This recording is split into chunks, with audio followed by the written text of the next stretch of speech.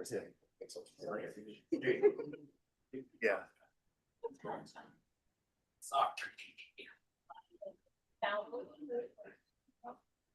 All right, we are live and you may begin when you're ready.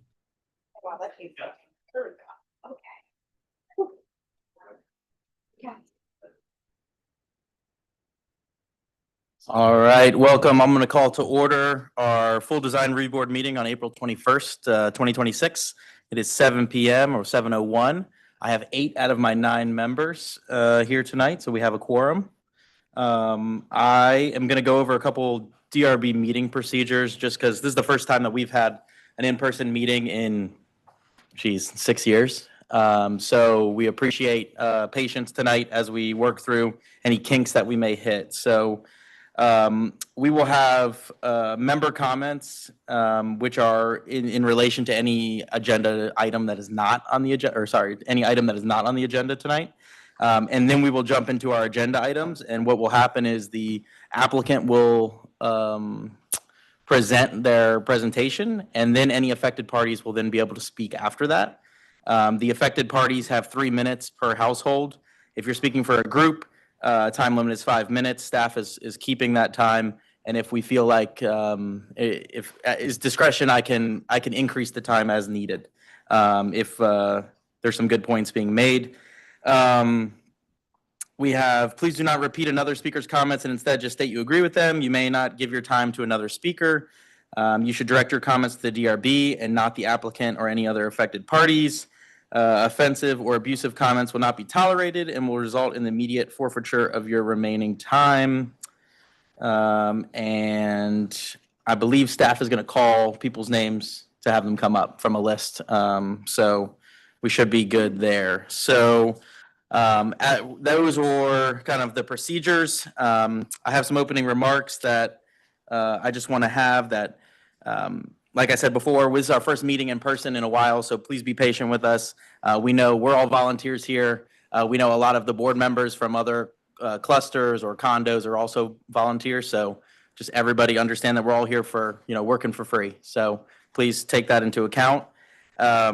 We know that RELAC closed late fall of 2025. I know we've seen countless applications from clusters, from single-family houses, from condos, from apartments that have all been affected.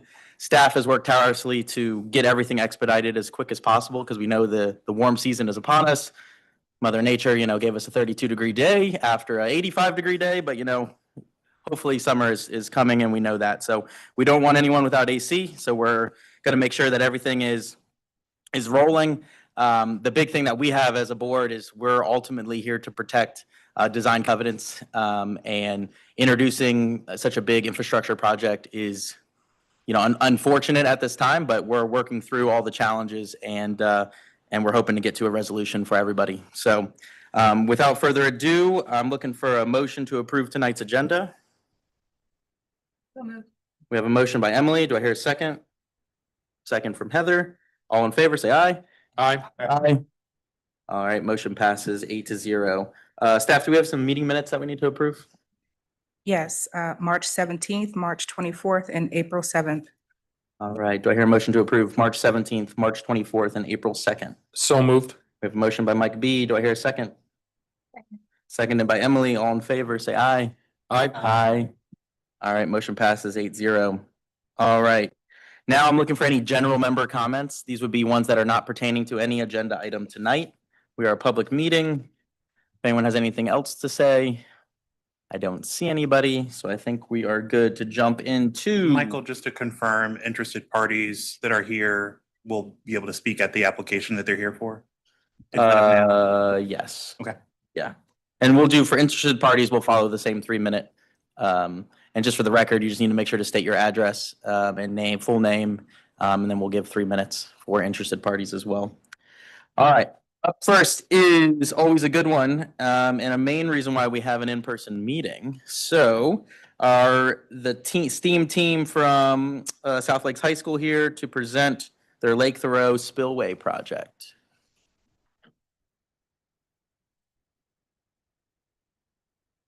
Guys, come on down to the 3 seats here. We also, I guess, have standing room. Sure,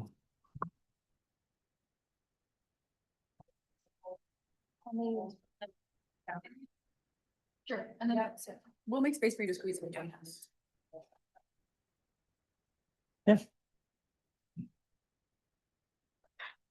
All right, welcome, welcome. So we know we had a meeting I think it was last month, right? We gave a couple feedback and now I think you guys are here for final approval, correct? All right, cool. So take it away. You guys have the presentation up there and then people are able to follow online. And they also have it over there. So feel free to go. And I think LaShonda's driving. No, Patrick's driving. Patrick's driving. If you could just make sure your microphones are unmuted, just hit that push button right there. Yep, and it turns green. And once you're green, you should be good to go. Just make sure you speak into the mic. All right, so just, again, we're STEAM or National Art Honor Society at South Lakes. And this is a general, like overview of our project on the Lake Throw spillway this year over our old frame. Can we get the next slide, please? So this is what we've got on the lake so far. It's a orange frame and it's got aluminum discs on it. We're keeping the frame, but we're replacing the aluminum discs. Next slide. Next slide. So this is just kind of the base model we're working with. We had originally planned to use it for 2 years too, so this is according to our plan. Next slide. And here are some models that we considered before choosing our final option. Next slide, please. Oh, this is the old presentation. This is the old presentation, not the new one.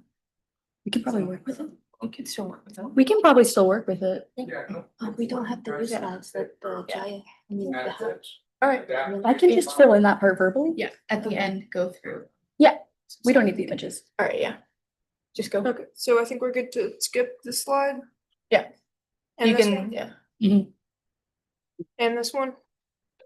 Okay, and this is the model that we ended up choosing, and we narrowed it down between this one and our mesh model, and this one because we liked how the green contrasted with the vibrant colors of the existing structure, and we kind of liked the representation of nature. Next slide. Next slide. So our starting inspiration was how nature and man-made architecture works together. So we were looking at things like vines and just different sort of interactive elements. Next slide, please. Here's the early process model that we brought to the new updated one for our new vision. And we reused the same exact model, the same way we were trying to do it on the spillway. Next slide, please. Here's just kind of our process of how we got bounced around from the old model to our new model. Next slide, please. Ozzy. So this is just our process for figuring out our measurements that we needed for the fabrics as well as the rope. Next slide, please. These are some of the places that we were looking for our materials as well as the calculations of costs. Next slide. But these are some other places that we were looking for our materials. Next slide. So last time we spoke with you, we talked about maybe talking to Danielle Hatch because she's worked with similar materials and similar processes, and we did end up meeting with her about a month ago, I think. And we just covered our process and her process, and she gave us some suggestions on how to approach working with materials like this. She's done a few works in Virginia, and like us, she's also taking inspiration from nature and flowers and plants. And so we talked to her about how we could adapt those ideas with the fabric and make sure that it was durable and it would last. Yeah, we can skip this. So this is some more inspiration we did after we had the base leaf down. We decided we needed to embellish it with some sort of other foliage. And so we decided the easiest way to approach the structure we already had was using a hanging flower. So our main embellishment, the inspiration is wisteria flowers. Next slide, please. This is just kind of how we got around figuring out the different models and the different techniques we would use in order to get everything ready and up onto the structure as easily as possible. So we're using a vine-like technique where all the leaves will be attached to a vine that we can wrap around once we get on there. Next slide, please. These are some of our old models and prototypes we had when we were first developing our idea.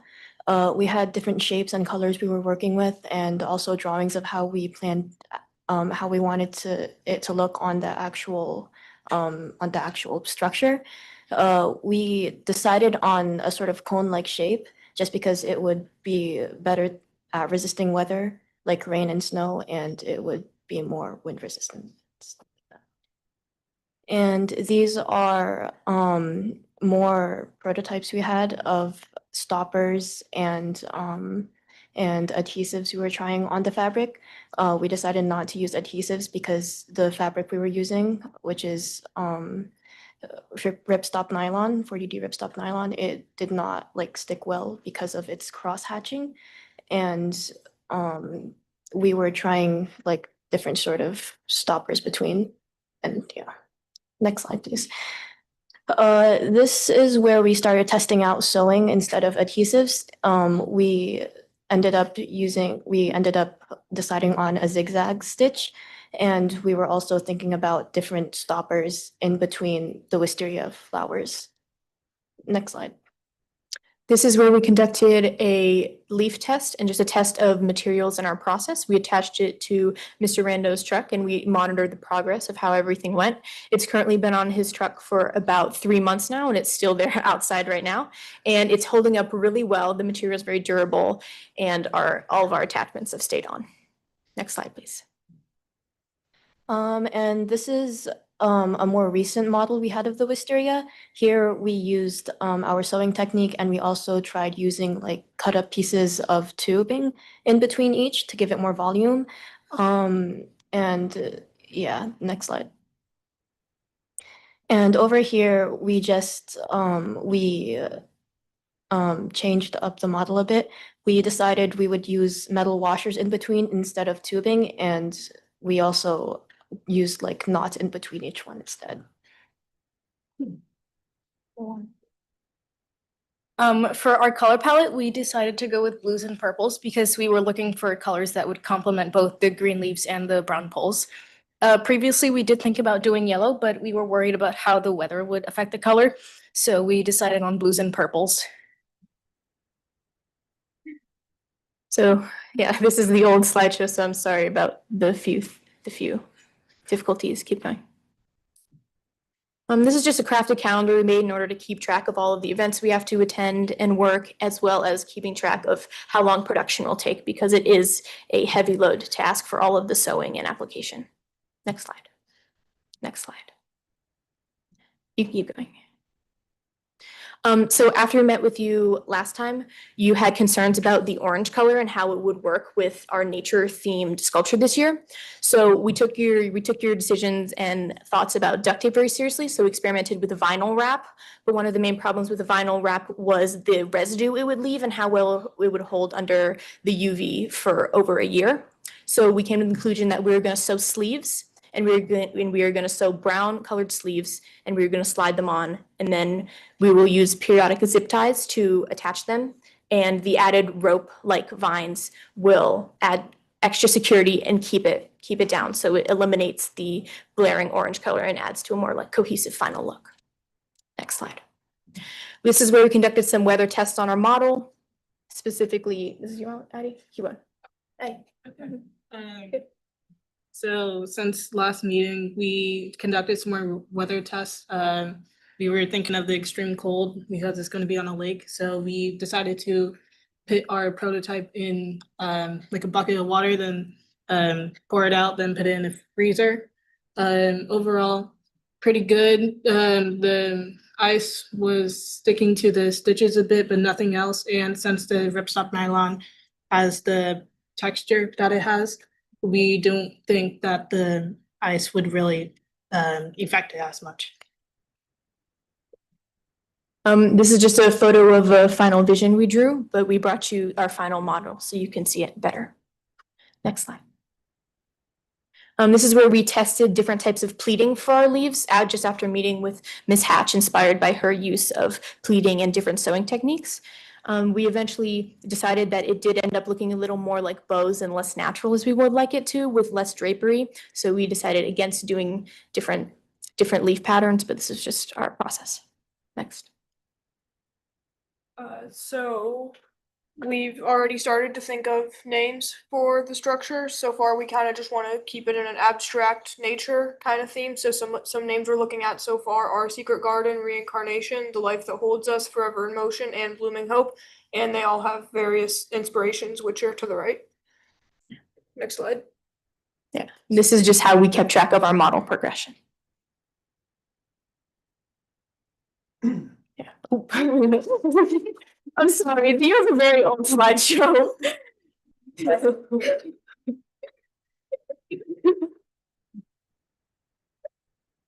right, thank you. Can we pass the model around? Is it sturdy enough? Yeah, of course. Thank you so much for the So you can presentation. start. Just, okay. I figured that slide was not supposed to be there. Sorry, it's not. Well, let me go around the room and give you guys any feedback and questions that the board may have. So I'm gonna start with Gazde.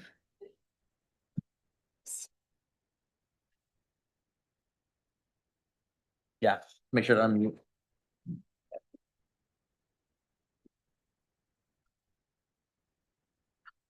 I love the concept that you came up with, after seeing it for the first round.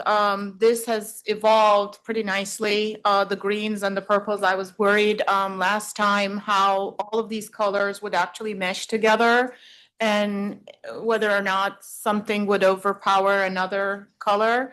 But seems like you're covering the entire structure with a lot of green, and then the wisteria and the flowers are hanging from it. I love the effort that you come up with, and it's a lot of work, and congratulate you for it. And I like what I'm seeing here. Thank you so much. Thank you, Gazde. Heather? I like the concept and the process that you went through to get to the concept. I appreciate you meeting with other local artists to learn more about that process once you discovered it. And thank you guys have done a great job. Thank you. Thank you so much. Samantha? Well, thank you for the great job. I'm looking forward to see they swing in the wind. Thank you. Ramon? No, I think it's a great design, and your thoughtfulness of the material, because in my opinion, the wind is going to have an effect on it.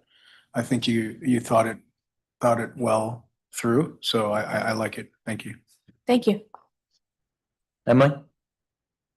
Really pleased with the innovation that we've seen from last meeting to now. I think it's got lovely movement with it. You guys have really taken our notes and gone far with them. So very well done on that. The only question that I had is, I'm sure you guys have, but have we factored in the additional weight on the frame of those frozen petals and how much that's going to weigh down the structure when it's wet and frozen? Yes. To my understanding, the galvanized steel structure that we have currently is very sturdy, but as well as our change from using any sort of cut up material as a stopper, we're using knots and washers in order to kind of reduce the weight on the bottom and the top, so it kind of disperses out more evenly. And when it rains, the structure, the shape is very connular, so it should flow down really easily, and the wind will help break up any ice that forms on the stitching. So we weren't terribly worried about the process of the process of how weather would affect the weight too much, just because also the structure was made to last a couple years and be reusable. So we had the intention for it to be really strong. Well done. Thank you for answering the question. I will lead all the rest of the live load calculations to my colleague. Mike, do you have any comment on that? I don't have any comments on the live load or any of the other calculations there, but I thought it was a really elegant solution with regard to the sleeves in terms of addressing the orange color. I thought that was very clever. So I applaud the work you guys did and look forward to seeing the finished product. So thank you so much. Ryan? I agree. I think you all have done a great job, and I appreciate the process you've gone through to kind of develop it and get it to where it is. So I think it's looking really great. I think you should still like increase the density of the leaves and the wisteria hanging. I love the movement in it in your model, like what's gonna happen on the lake. I still think you could add some more to it because I almost wanted to like start to overtake the structure that's there now, that we like kind of forget that it was an orange frame before. Like that's how dense I think it could be, and I think it would be really exciting. So I know it's a little bit more work, but I think in the end it'd be really great if that frame were almost like completely hidden. And like looking at the inspiration images you guys showed, it almost takes that effect, like it becomes like otherworldly, and you kind of forget the stuff that's actually hanging there. So I would encourage you to like keep adding layers to it and keep to increase that. And I love the movement of the wisteria. I think the color palette's fantastic. But yeah, I think you could still have a little bit more on there, but yeah, great job. Thank you. Great job. I have just a couple questions. Hopefully it's okay. So for the Dyneema, for the cord, what I've seen purple, yellow, blue. What color do you think the final kind of design will have? So we've landed on a paracord and we are going for a green. So it will keep going with the vine and nature aspect. So we're going for a green paracord everywhere for the vines and for the wisteria. And then I know you said the leaves were kind of starting to look more like bows. So what is the plan for the leaves that'll be the green part of the design? Yeah, so if you go back further in our slideshow, you see that we have, it's in the very beginning, but you see that we have a, it almost looks like two ping pong paddles slapped together by the handles. So it adds like, cause we're using the paracord to braid the leaves in. So it's very secure. And it has a lot of, like the leaves are very long. So it will be very, very drapey. Right, and we did that to optimize the coverage of the poles. Slide 20, Steph. I believe it's the same design that's on the truck. Yes. Right now, so if you have those truck pictures, yeah, it should Like look that? like that. Yes, yes. Okay. Yeah, no, I think that definitely is better. And I do agree with Brian, quantity is gonna be your friend. I know it's obviously more work, but I think it looks really good. And I know with flower installations, just when it's natural installation, the more flowers, it always is better. So I definitely think this is a good, and I appreciate that you guys reached out to the artist, and I'm glad she was willing to meet with you all. And I know she had an installation at Ruston Town Center a couple of years ago. So that was really cool that you guys were able to talk with her. So does anybody have any other thoughts, comments, clarifications, motions? Well, I will make a motion to approve the application as submitted. And wish you luck. Thanks so much. Do I hear a second? I'll second. Oh, beat me to it. Second from Mike B. Any further discussion? All right, all those in favor say aye. Aye. Any against? All right, motion passes 8-0. Thank you guys so much for coming in. Thank you so much. Appreciate it. Thank you.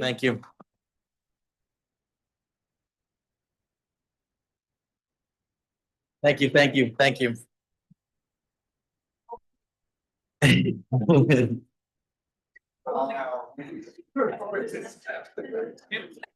Yeah. All right, up next, we have a dual application from the same applicant for just, I guess, for information and some P and Z comments. So 1850 Old Reston Avenue and Isaac Newton Square. Come on up. Do you want to take Isaac Newton first, since that's the one with comments? Sure, yeah. And since we do, and I don't know if Cam communicated, but we do have a long agenda tonight. So we were looking for, preferably like 10 minutes presentation if we can, and then we'll go around, get you some comments, and then we'll come back to Old Reston and maybe do another 10 minutes for that one. I will speed through this. Cool. And Mr. Chairman, we brought handouts. Not sure if we can distribute them. Yeah, let's pass them around. Yeah, Thank you. and this was not available at the time that we submitted our application for our application materials, but they are updated. We have our architect here who can speak to them as well, but we wanted to leave them with you. Yeah, G1. Yeah, that's fine. No, sorry, yeah, Isaac Newton is first, yes. G2, sorry. Isaac Newton Square, yeah. So they have the one block in the middle kind of approved, and I think under construction, and then a lot of the site work's happening already. Correct. Yeah, so feel free to. I will Take it away. start rolling. So good evening. My name is Andrew Painter. I'm a zoning attorney with the law firm of Walsh Calucci. I am working with Tri-Point Homes. They are the contract purchaser of 3 of the development blocks at Isaac Newton Square. Most of us know where Isaac Newton Square is. We have an update, and there is a proffered commitment going back to the 2019 approval that requires land use applicants in a final development plan for Fairfax County to come before the Design Review Board, provide building elevations, information about materials, and an update, and solicit your comments and feedback. This is headed towards a June 24th Planning Commission public hearing. And we went before the Reston Planning and Zoning Committee last night. For information purposes, we will come back in May for a vote before that body. Just a brief history of where we've been. The rezoning was approved back in 2019. The willow oak trees, as many of you all know, frame Isaac Newton Square. Substantial amount of time has been spent preserving those trees, and we have incorporated those trees in all of the development that we've done. We had a road and infrastructure final development plan to tear the back sides of the buildings, the northernmost buildings, as Mr. Chairman, you had mentioned, down and ready that area, the northernmost side, for vertical construction. That is ongoing. We came before you back in 2023 when we were talking about the first multifamily building in what's known as Block N2. That was approved in 2023. You all provided comments there. And what we're talking about this evening are 3 other development blocks on the northern end, kind of finishing out sort of the northern edge of the whole project. And that's blocks W2, N1, and N3. We can go to the next slide. So what's in front of you is the rendered site plan, and you can see where the 4 development blocks are. All of Isaac Newton Square, the ownership spent the better part of about 10 years consolidating 32 of the 36 acres of what we know as Isaac Newton Square. And in 2019, we came through for a conceptual development plan rezoning approval to redevelop Isaac Newton Square into 10 pedestrian-friendly development blocks centered around open space. And again, the key open spaces are the willow oak frame, and then the what we call Nature's Edge along the northern and western perimeter near the R8 property to the north, and then Hidden Creek to the west. We have something called the Rain Garden Meander, which runs along the centerpiece or the center of the property that will take stormwater and rainwater in a biophilic way. And then down at the bottom near the WNOD Trail, that is where we will have a full-size athletic field eventually constructed, which is a comprehensive plan recommendation for the Wheatley Avenue TSA area. We can go to the next slide. The concept or conceptual development plan really established the basics, sort of the guardrails, street grid circulation, density and uses, building envelopes and heights, and that sort of thing. And then it's up to final applicants to come in for final development plans with each individual block as market conditions dictate. So when you look at the full 32 acres, we're really talking about a 20 to 25 year build out as tenancies lapse and as market conditions allow. Next slide. This is just a couple of images from the conceptual development plan. The one that's on the right is interesting. That is our activated corridor site plan. What that does is it says in certain areas that are publicly facing, you should have some sort of streetscape activation. That could be through Juliet balconies. It could be through stoops. It could be through lobby amenity areas, but something so it's not just blank walls. We can go to the next slide. And these are the key open spaces that I discussed before. Next slide. This is the road and infrastructure plan, the PI plan that was completed back in 2021. This is just an excerpt from it again, looking at these northernmost blocks, tearing down the existing buildings, and then readying these pad sites for vertical construction. Next slide. So this is what was before you back in 2023. This is the first phase of vertical construction. It is block N2. It is a 345 unit, 7-story tall building. And when we came before you, we talked about the architectural inspiration for this block. And we looked at different areas of Reston. We looked at different projects, new projects, old projects, Hickory Cluster, Washington Plaza, and then again, newer projects that we thought were inspirational that could really set the architectural tone for the entire project as it builds out. Because again, it's not one master builder, it's one master developer. Next slide. So what we're before you tonight, here for you tonight are these 3 development blocks. You can see the block 2 multifamily building. And now we have the 3 townhouse blocks. And it's really just 2 townhouse blocks, which is, if we go to the next slide, blocks W2 and N1. Those have long been planned for townhomes and stacked townhomes. And then on block N3, that's actually planned for a multifamily building. We've gone back to the drawing board, really refined and sharpened our pencils. There is a major electric vault in the southeastern corner of that. that area, and it's the smallest of all the development blocks. So we are actually moving some of the density around to later phases of Isaac Newton Square and proposing a townhouse product there. What we are doing are a series of townhomes, so your conventional rear load townhomes. And then instead of doing stacked townhomes, TriPoint is introducing something called back-to-back townhomes, which instead of being horizontally, differentiated, they're actually vertically differentiated. So it's a different type of product type. If any of you all have been to the Eisenhower Valley right outside of Old Town, TriPoint is building those on what's called Eisenhower Point, and Greg can speak to that as well. Next slide. So what's on the right-hand side of the screen is the Block N2 multifamily building. And then on the right-hand side of the screen, you can see how we responded with this product type. Scott Fleming is our project architect with Rust Orling. He can walk you through and answer any questions about the images that are in front of you. Next slide. I put this in here just to show you sort of the architectural, how the architecture site layout responds to the open spaces. We have spent substantial amounts of time with Fairfax County planning staff working through the individual aspects of the Isaac Newton Square open space program. If any of you all have Chuck Veach's The Nature of Rest, the opening page of that has Heron House surrounded by trees, and the opening line is, "Living in Reston is like living in a park." We have gone to great lengths to have that sort of psyche be the major way that we've designed this. And going all the way back from the beginning, we wanted to have the open space and the comprehensive plans grid street network be the focal point of where we lay the buildings in, rather than the other way around. Next slide. These are some of the back-to-back units which we can talk about, just sort of the layout. The good news with the back-to-back units is we can fit 2-car garages, whereas stacked townhomes, 1-car garage and a driveway. So these back-to-back units actually allow us to reduce the impervious area and our limits of clearing and grading substantially.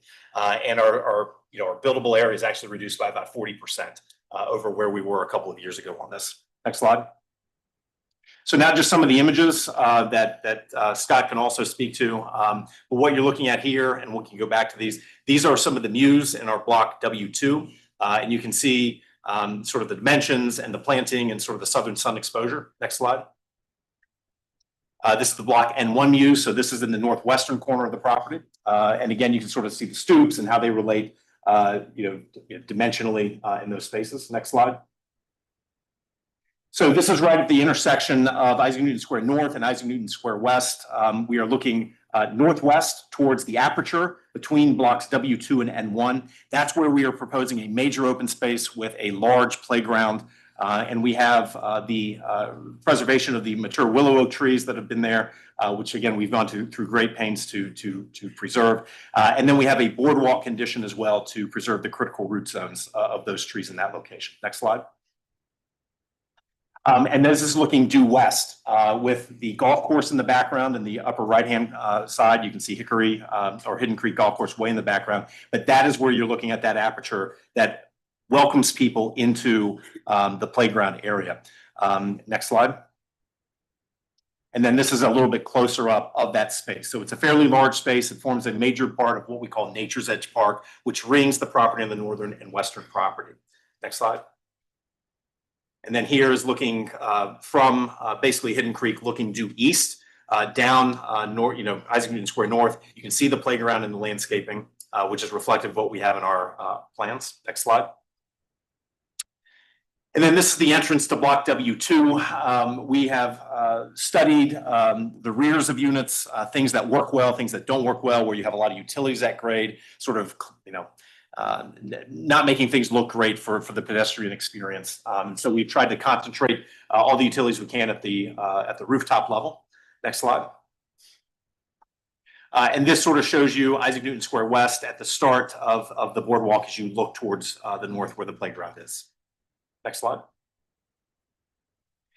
One of the benefits of reducing the limits of clearing and grading in the developable area on block N3, where we are going from multifamily to back-to-back units, is we've been able to compress that development area and create a new area, a new publicly accessible open space area along Wheelie Avenue that will then link both Willow Oak Park with Nature's Edge Park. So it's basically found space. We spent substantial time with the Park Authority working on the design of that.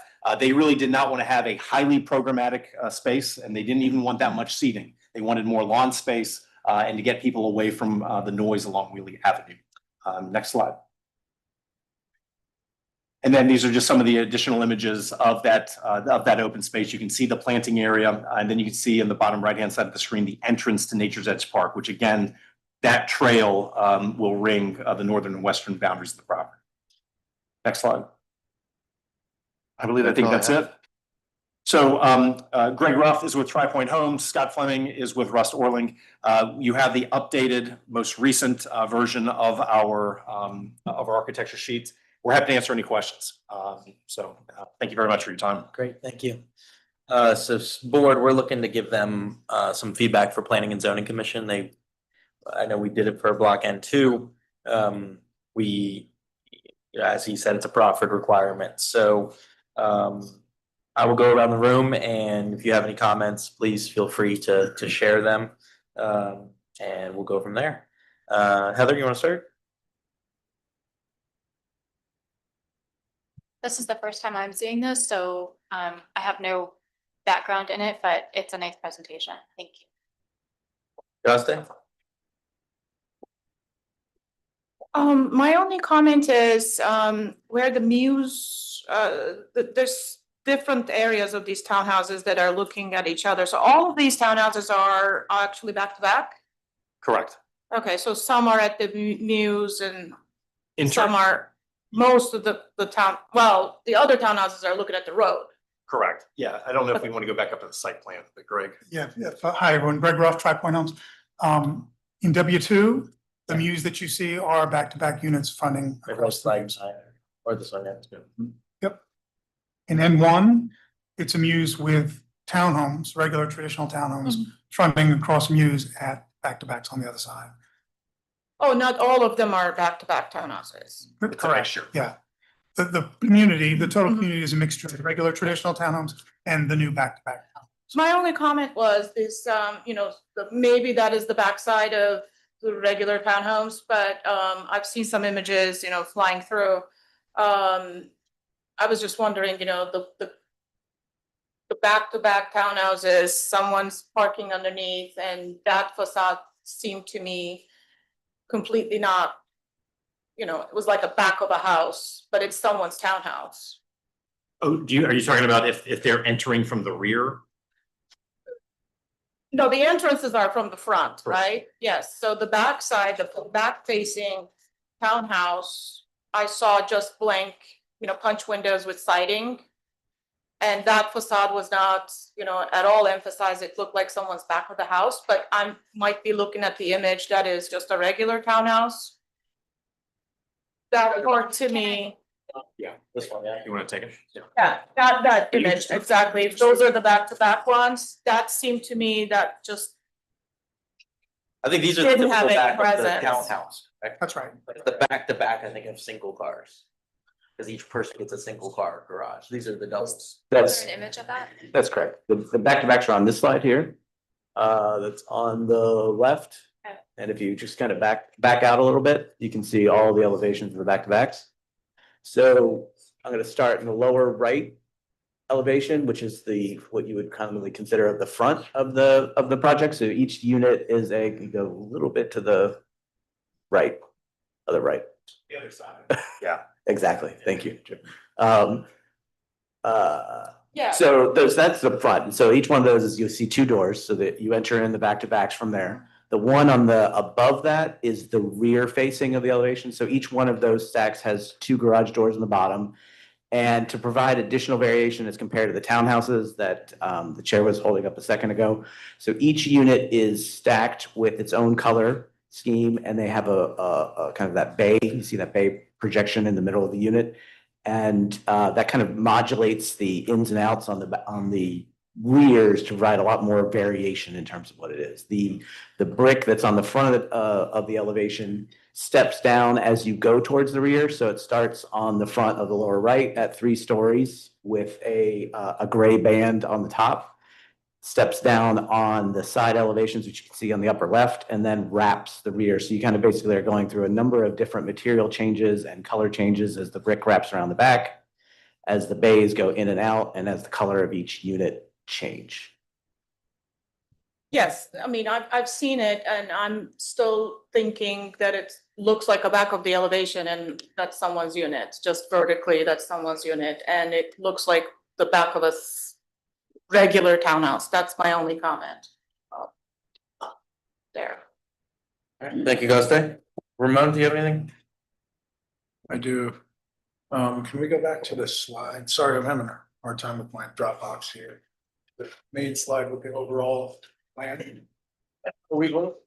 Sorry, are we commenting on N1, N2, N3, and W2 right now? No, so just N1 and W2. So I can't make comments on N2's already come through us, and N3 is future. So any It is those three, N3, N1. any other future comments? Oh, there is N3. Okay. Any other future project portions of the project can be commented on or not? Just curious.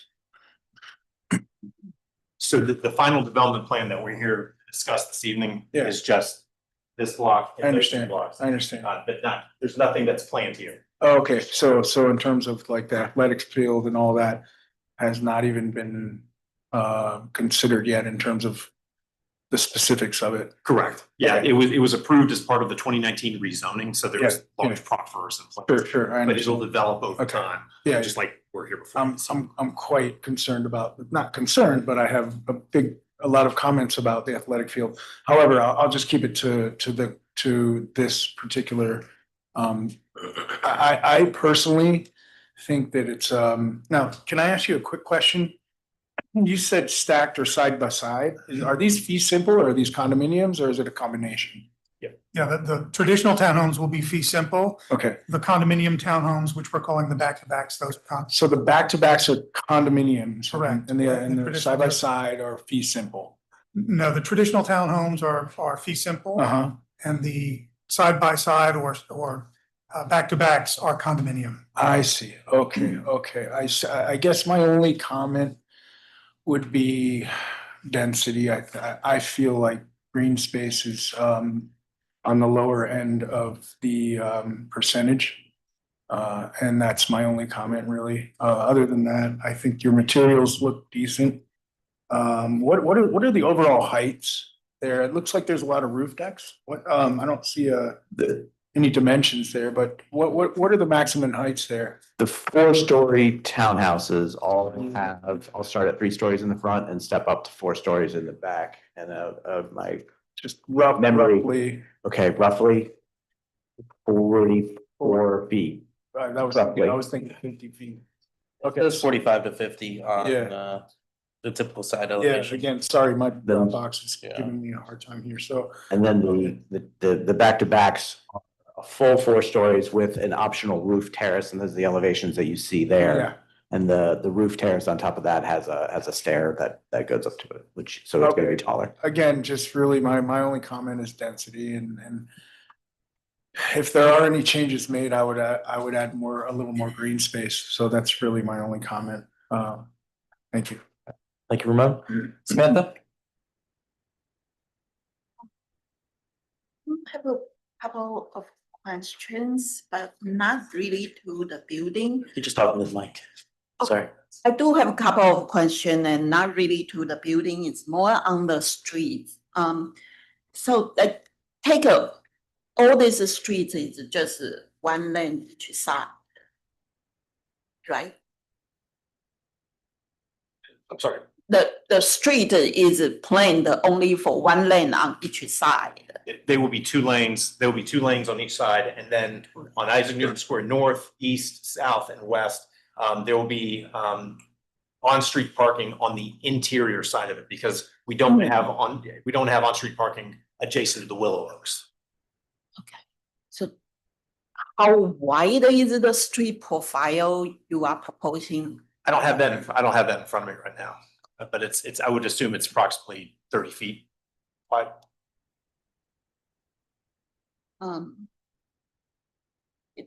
It seems like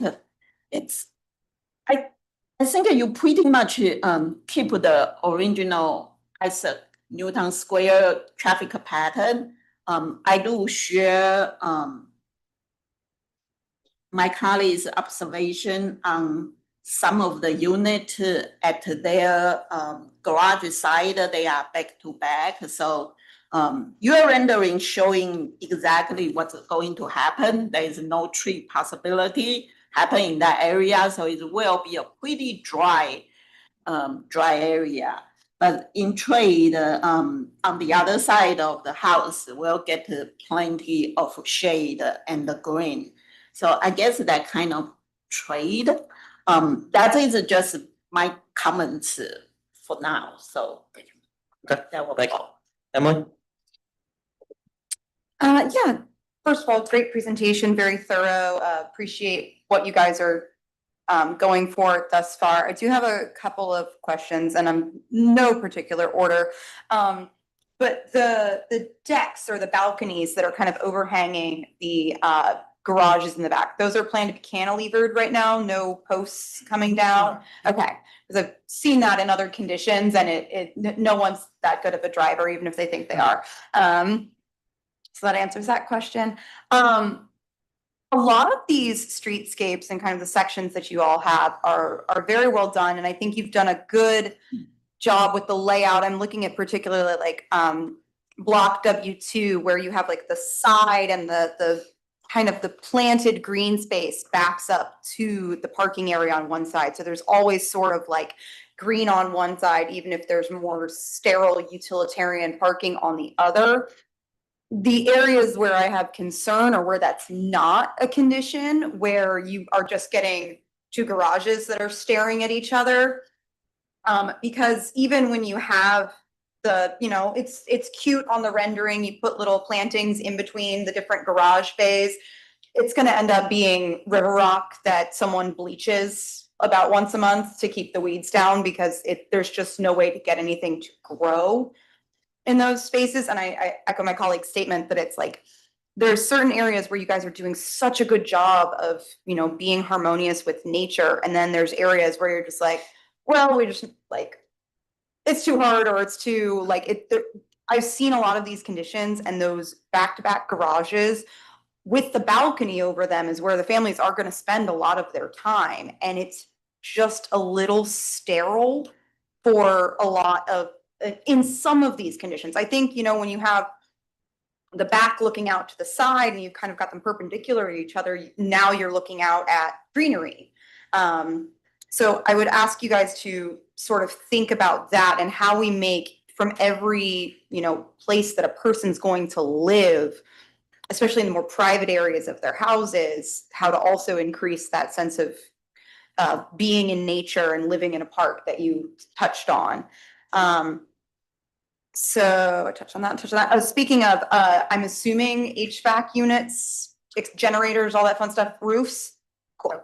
And we're gonna talk about specific details on noise control and yada, yada, yada, and screening. And I guess my last comment is, if I order DoorDash and I live in this condo, where are they parking? Where's the Amazon trucks going? Like there seems to be an overall, I love not designing for a vehicle, but we're not quite there yet. And I'm concerned about the lack of that. If we don't think about it and we don't pre-plan for it, it's going to become an afterthought. And you're going to have angry residents because there's always a delivery driver blocking where they could, where someone's trying to get into their house and there's an Amazon truck with their hazards on trying to come and go. So those are just my general comments and thoughts. I don't know if you guys have any follow-up questions on that, but those were my notes. Thank you. Brian?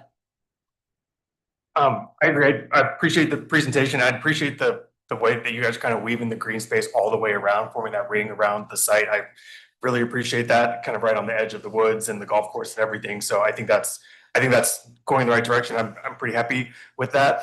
I have a question. Actually, this slide is perfect in that block W2, that northeast townhouse right in the corner that's off. Take your cursor to the right, up to the right a little bit. That guy right there.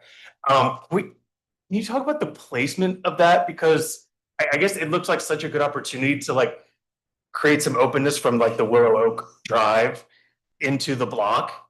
And it's just like, it's just sticking out. I'm wondering like, maybe why? So I guess there's a couple of different things. Yeah, that's what is commonly referred to as an alley blocker. And it's a placemaking technique that that Fairfax County staff and others have looked to try to have sort of a solid street wall when you're walking down the street, and that you don't look into the alleys. In fact, Fairfax County staff has been that nobody be able to see in any of these alleys from any of the publicly accessible open space areas. So that's the reason why it's there. Frankly, it's a contorted way. We have to specially design where the garage is going to go because it doesn't line up with anything. But it is also something that goes back to the original conceptual development plan that was approved by the county, including the number of units that we're trying to include here for housing supply. So, I mean. Yeah, it serves a dual purpose also. By pulling that unit back, it creates a wider space between that building and the building to the kind of top right. That view into the park is enlarged by pulling that unit back. We originally showed it closer to the park to have that space, and then staff commented that they wanted the aperture between block W2 and N1 to be wider. So we shifted and we slid the alley blocker unit south. Okay, I hear you. So you're right, it does kind of open up the entrance to the playground area, so that's fine. And I guess between this and the renderings on slide 18, can you talk about like that unit? How do they enter that unit? And what's the, I guess the face of that unit as it faces east in the drive? Does it completely block the alley, or is there still like a little bit of a view through from the main drive to the block? I was gonna say, I think it'll pretty much block that view with some landscaping that should block the view of that alley from Isaac Newton. But it doesn't touch the adjacent building. There is space between the alley blocker unit and the row of townhomes that's immediately to the south.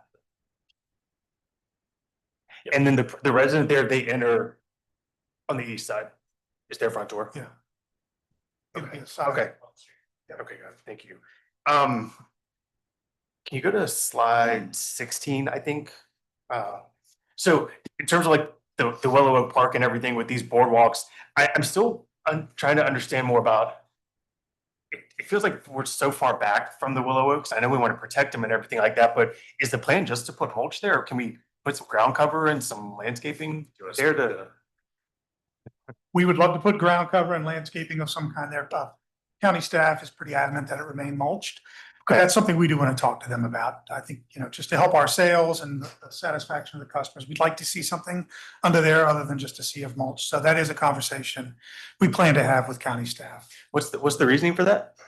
I think they just think the survivability of the trees is enhanced by just having mulch and nothing else. Not having, we with our 2019 conceptual development plan, we showed like hammocks going between the trees. We showed uplighting. We showed all sorts of things where we thought was being creative using it. And that's what's shown in our design. We had public art, between the trees, uplighting.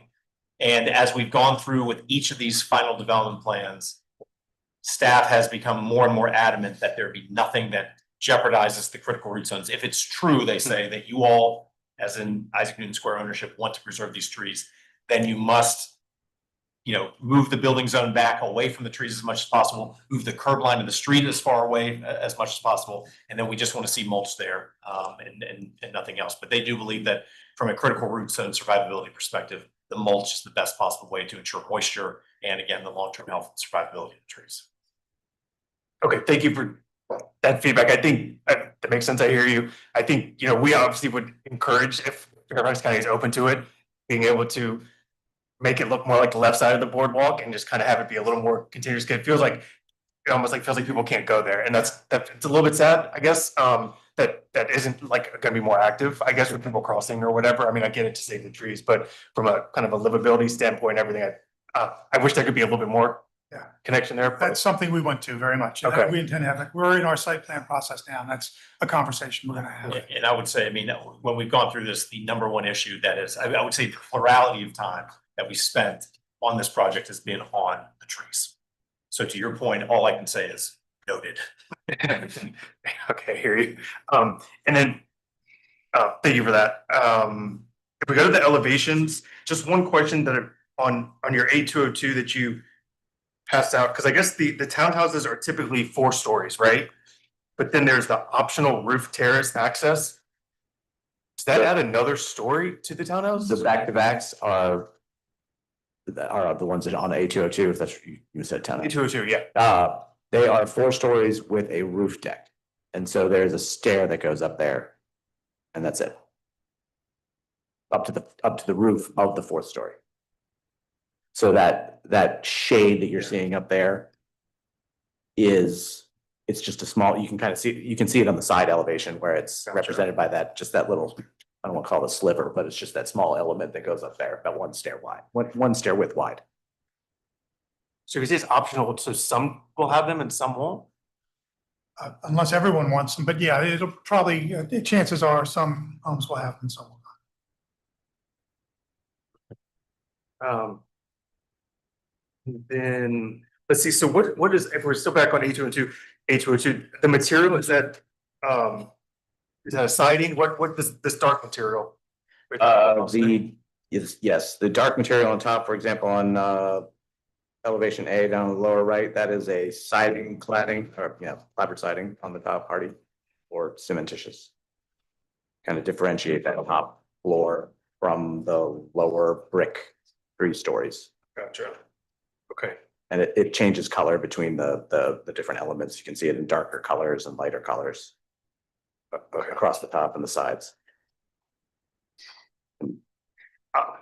Okay, thank you. And last question or comment, I guess on A201, the elevations that you shared for the townhouses, I guess when it turns the corner on the sides, you've got 2 different approaches. On C, you've got where like the brick wraps up and around, and then on D and E, you've got like where the balcony wraps around. Is that are you still battling through that, or is that a homeowner's choice, or how does? Interesting question.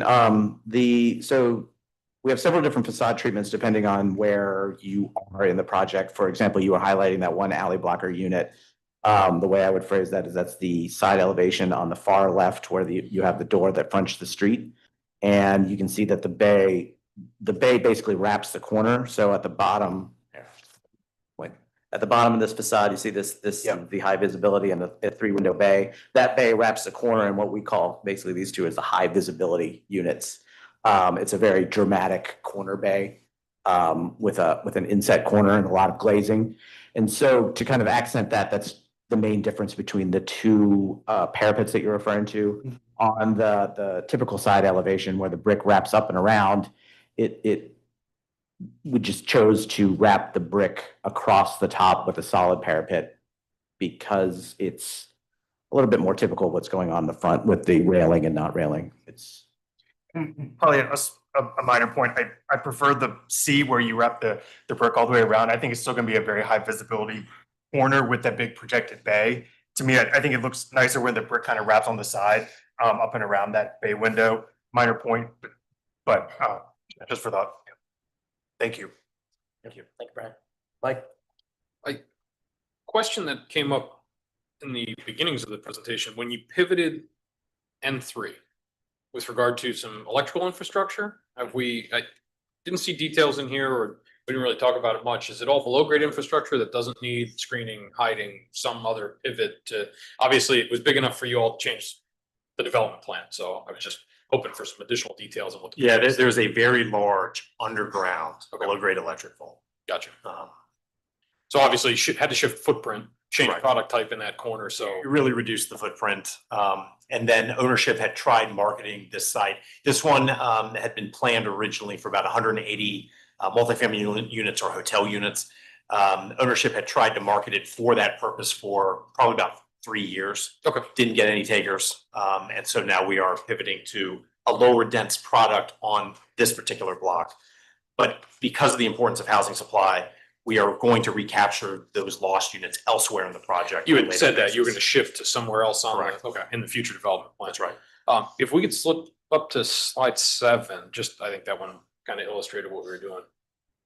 So when you pivoted, we're not having any additional green space adjustment or anything. I mean, obviously change the script, so I just figured. Yeah, no. If we could go, actually, let's go to, let's keep going down, if we could, to the slide, because, yeah, right here. Okay, great. So, what you can see here with a smaller footprint, because our build two lines actually came out kind of in this, this area here. Sure. So now along the Willow Oak, the Nature's Edge Park, which backs up to the RA property, we've actually been able to reduce the building footprint substantially by compressing this, now compressing this because of the product type. Mhm. And then this entire area here, so this triangle here is all brand new found space. I don't know if you can see sort of the faint red outline here. So that was the build two line. Yeah, that's good. That was the build two line that we have the ability to go all the way up to. But because we've reduced the footprint and compressed it, we've recaptured that entire space along Wheelie Avenue. We've actually Brand gained, new open space. gained some green space as a result. That's correct. So- And now it actually becomes a whole circuit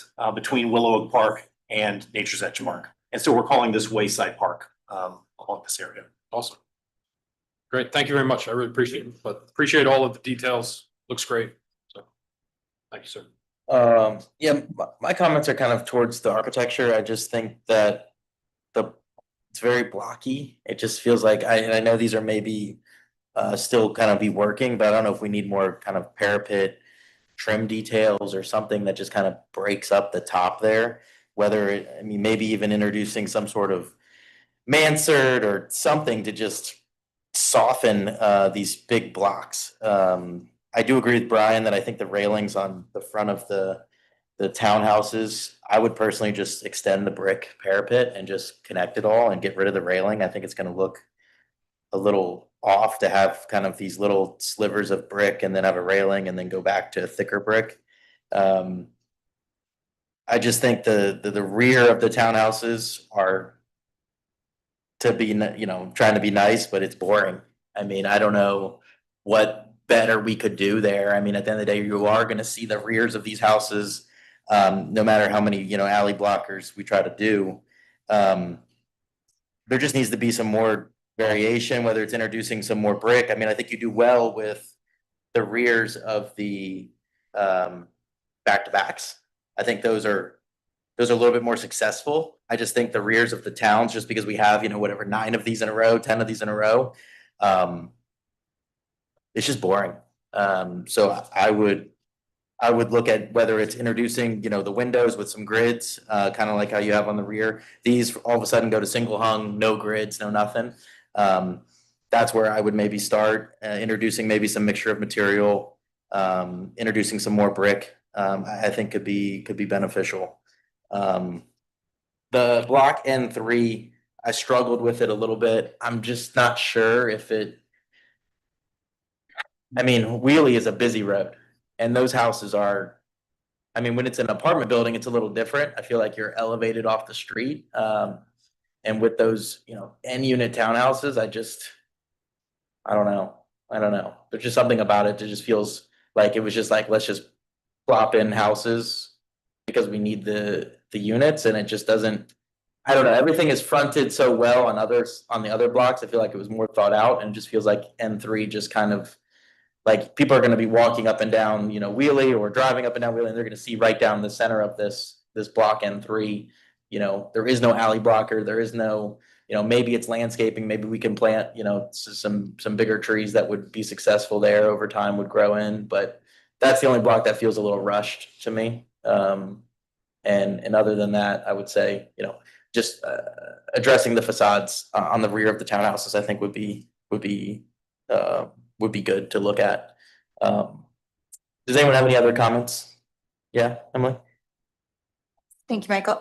So just going back to, I think I agree with Michael's comment about N3 and if you can figure out a way to create some sort of either structure or landscaping that could help kind of buffer the end units from Wheelie would be lovely. Also, just out of curiosity, what are the green stars that are on page 9? It's been bugging me the whole presentation. And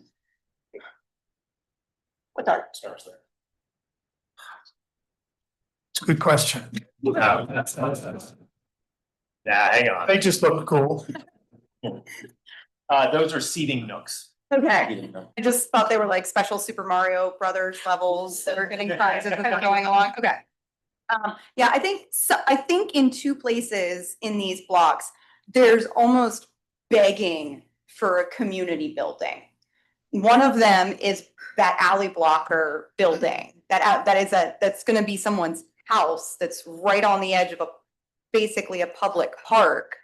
It's begging to be a community use space where it's still serving to block the alley, but it might have restrooms for people who are in the park. It might have, part of that, like you had in your presentation, this goal to activate general retail space down on the street level, and that building just says that's what that needs to be. I mean, to me personally, then it would solve the problem of who's going to want to live in the one little unit that's like surrounded on all sides and can see into everything in the panopticon. But if that's community space, that's kind of the idea. And then it's right at the end of Isaac Newton. And I think if you did that as a community building space and then added something else over at the end of block N3, Michael's point, and it could be something as small, as simple as a pavilion that would help create some buffer between the road and the houses. There's just a lack of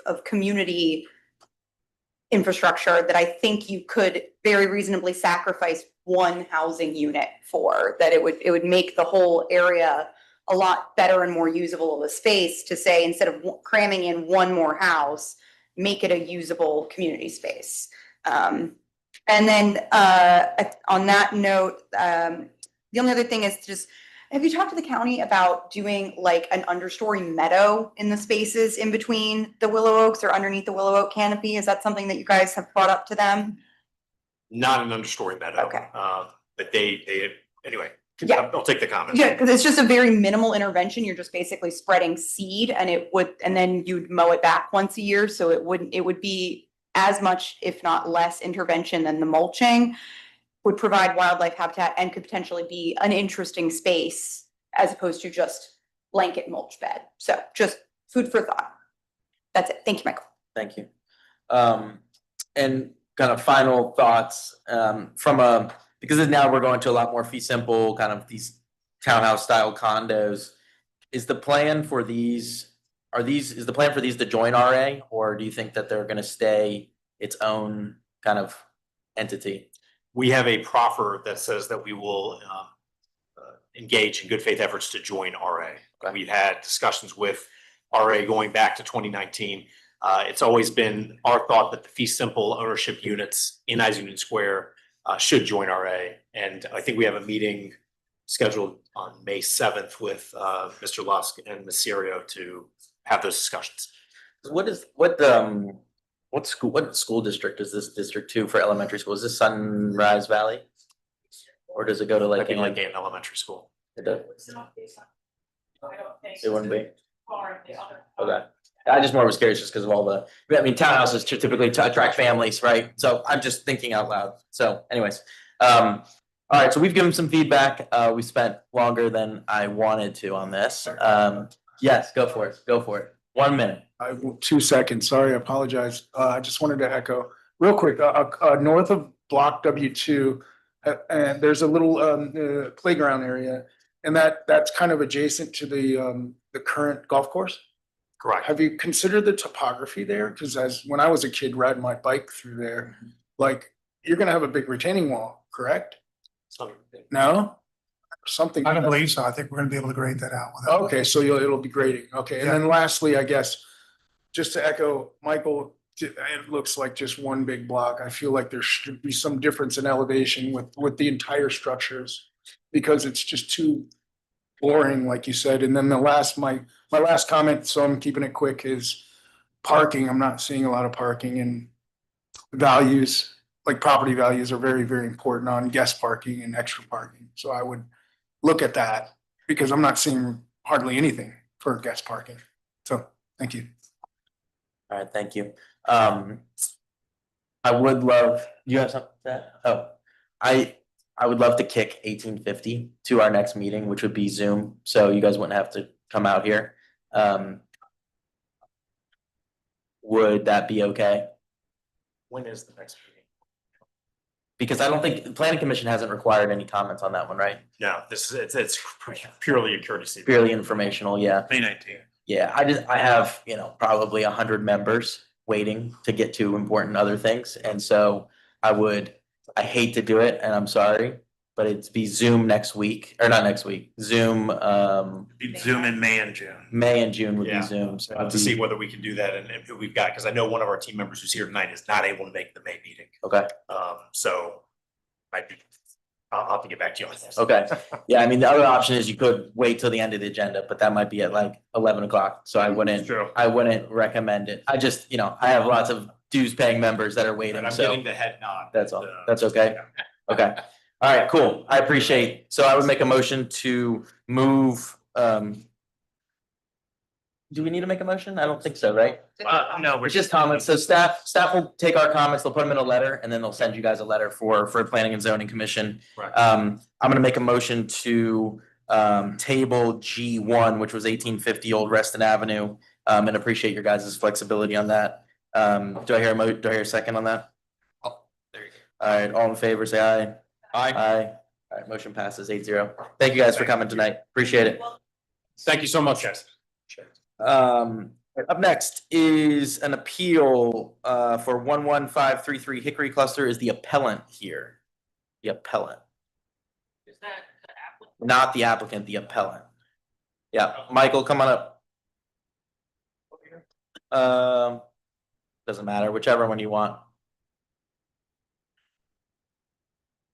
So for an appeal, you need to present a misapplied guideline by the board or a new information that is, now relevant to the decision that was made. So feel free to start whenever you have something. More so new information.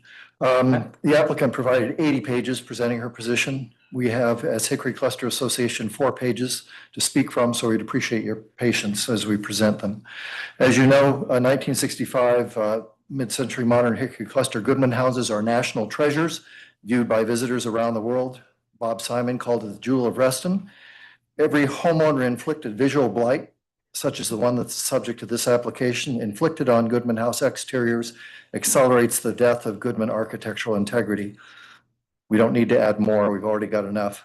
And that integrity must be provided by Hickory Cluster Association and by you, the Design Review Board, whenever possible. In this context, I take no pleasure in sharing with you the following past facts and new information about this application. January 30th, by signing her DRB application, the applicant specifically acknowledged and agreed to follow RA requirements and standards, review process, and she agreed to follow them. No work on the modifications of this application will begin until I receive written approval from the DRB. If work is started prior to approval, I may be required to remove it. Also, I agree to take no action to implement this project until receipt of the final approval. This is what was agreed to as a part of that application. In that same January 30th application, the applicant appears to have neglected to propose her intentions to locate refrigerant piping and electrical wiring from her 3rd floor roof all the way down to the ground utility room along her exterior walls. March 3rd, HCA raised the undisclosed line set location and visibility issue at the DRB panel hearing. At this hearing, the applicant did admit that she planned to locate her line set down, not previously disclosed. March 10th, DRB decision letter was received. It's the corresponding email message to which the letter was attached clearly stated the decision is tentative pending the right of the affected party to also submit an appeal within 7 business days. This email message is new information to the package you received because it was somehow not included for the package to this meeting. And that decision letter alone provides incomplete information. Again, the decision letter was tentative, not final. No proposed work was allowed. March 19th, Hickory Cluster filed an appeal, but unknown to Hickory Cluster and RADRB, this is new information, Ms. Rikas installed her rooftop equipment without final DRB approval that might only come after this full DRB hearing tonight.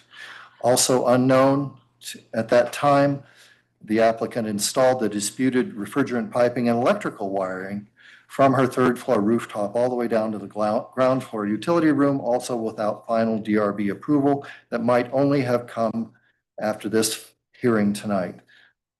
This appears to be a flagrant violation of Hickory Cluster and RADRB policies, standards, and processes.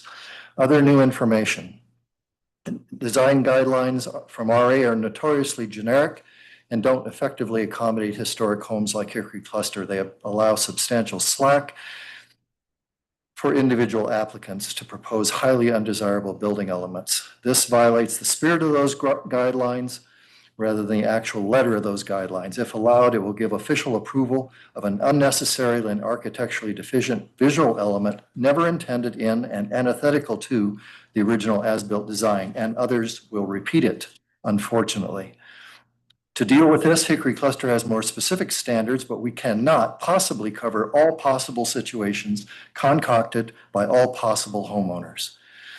That's why in the court of law, we have judges. Here we have the full DRB to use professional knowledge, experience, and discretion to enforce the spirit as well as the letter of written rules. DRB has approved numerous applications based on proposed Hickory Cluster standards, including but not limited to those for 11579 Maple Ridge, 33 Maple Ridge, 31 Maple Ridge, 71 Maple Ridge, and 02 Maple Ridge. As such, our updated February and March cluster standards, although proposed, have evolved specifically through substantial and continuous homeowner input from the initial naive November 2024 standards, and they're just as valid for the 2026 decisions as were the 2024 standards. Those updated standards clearly prohibit the applicant's three-story piping and wiring line set, and both past and current standards for rooftop installations are on a case-by-case basis. Ms. Rica's claim of selective enforcement on vertical elements is false at best. Most, if not all, radon equipment installations are not approved by RADRB and violate respective DRB guidelines. RA has not enforced those existing guidelines within Hickory Cluster, and Hickory Cluster requests that RA do so. Hickory Cluster enforces unapproved roof terrace gutter downspouts upon resale. New information. However, RA and other resale inspections can negligently not cite and not enforce those unapproved non-original design elements. Hickory Cluster has opposed visible external vertical and horizontal piping and wiring at 3 Block 3 Goodman houses, including Ms. Ricas's home. New information. Has and will enforce such unapproved installations at 2 Block 2 Goodman houses and will continue to oppose them elsewhere. To be clear, we oppose ugly, grossly exposed piping and wiring everywhere in Hickory Cluster, existing or new. However, Ms. Rica's work is done well.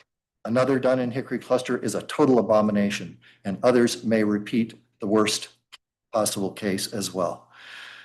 In summary, like most Hickory Cluster homeowners, Ms. Ricas could have easily located her exterior HVAC equipment near the back kitchen wall within her fully enclosed ground level rear patio. We have dozens of these installations. And like many other Hickory Cluster homeowners with rooftop installations, she could have easily run the refrigerant piping and electrical wiring down her furnace vent flue chase. But she prefers to run it down the outside of her 3-story home, all the way from the roof to the ground floor, in complete opposition to Hickory Cluster guidance and decisions. She did not disclose her January 2026 plan for the 3-story piping and wiring until publicly confronted at the March 3rd DRB panel hearing. She also installed the equipment without approval, fully disregarding Hickory Cluster and RA authority and this application process. In addition, and if allowed, such approval supports yet more destruction of Goodman House design by allowing similar offensive alterations elsewhere. This sets a terrible precedent.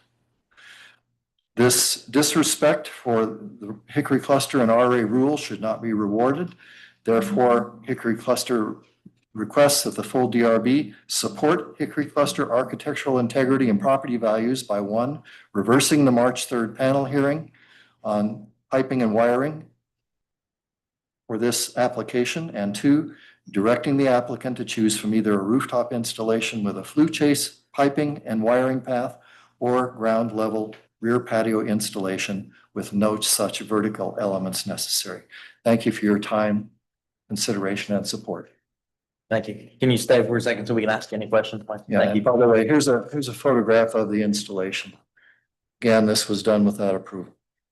You can see it in the red box. And so staff, can you clarify for me? So there was a decision letter on March 10th that went out after the March 3rd meeting. And then you guys received a appeal to that decision on March 19th, which was the 7th business day from the decision letter, correct? Okay.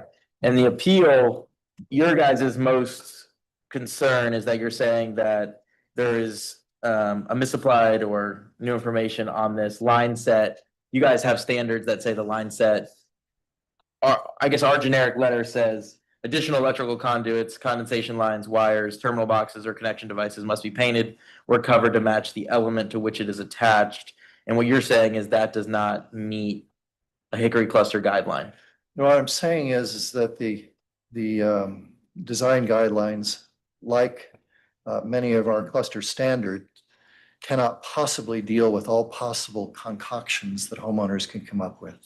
But there's a spirit here of not allowing that type of thing in the case of the design guidelines, and specifically in our cluster standards, the Hickory cluster approved standards, that prohibits that.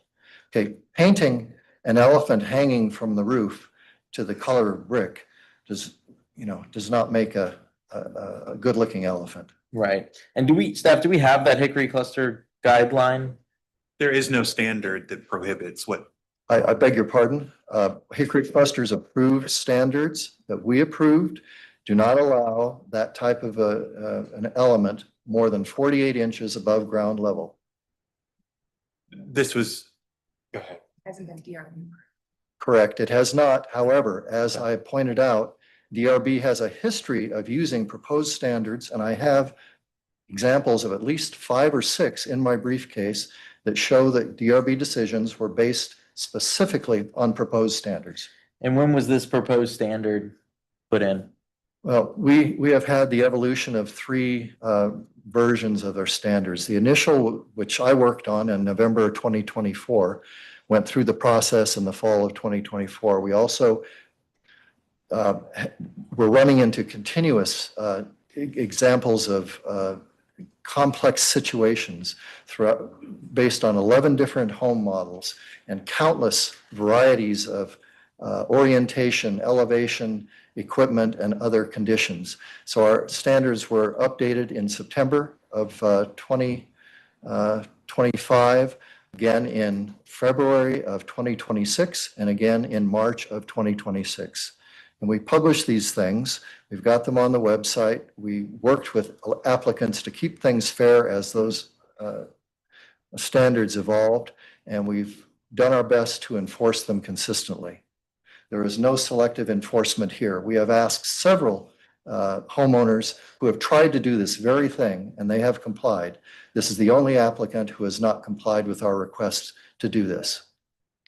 Staff, can you go to slide 67 and at the bottom? Yeah, oh, sorry. So what I'm seeing is, so this is your guys' guidelines that I believe have been approved from our standpoint.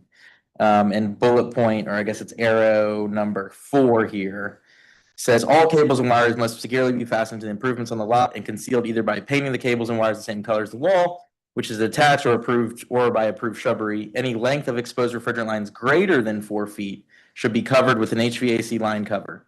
This can be avoided if the HVAC lines enter the property behind the HVAC unit or toward the bottom of the home's exterior wall.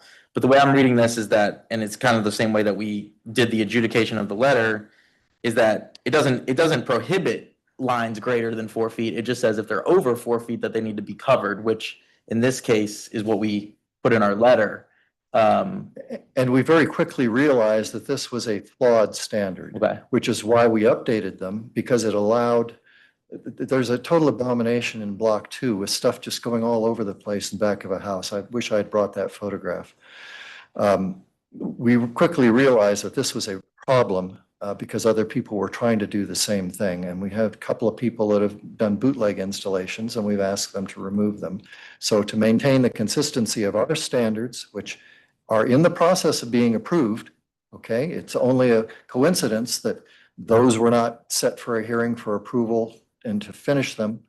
Okay, they were set for a hearing, but it's not complete. There's a second hearing before you, probably in June. It's only coincidence in terms of time that the newer version is not being discussed here instead of the older version. Okay, and we don't have a copy of the newer version. Yes, you do. We do. They submitted an application and it was reviewed at a panel and deferred to the full DRB meeting. Gotcha. So we don't, but I don't have it in front of me, I guess. That is correct. Is my point. Okay. And so basically that decision that you guys did as a board is the new information that was made. And you guys obviously appealed this within the window of time. And then there's been this new information of now that you guys are updating that section of your guideline. And we've done this not just recently, but a while back. I mean, Okay. because But it's we ran just into that coming problem. before us recently. Yes. Okay. Yeah. All right. The problem we ran into was we were running into these new situations faster than the approval process could happen. Yeah, you're not the only community, so definitely understand. All right, now that I've clarified everything, hopefully that you guys understand what the appeal is and what the new information is. Guys, do you have any questions? I have one question. On page 16, there's an image and it says cluster is trying to avoid this situation.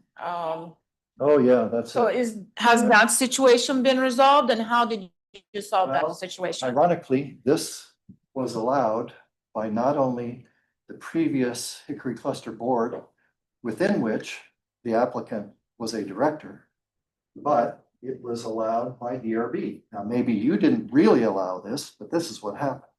You've got a line set going up here, then over on the deck.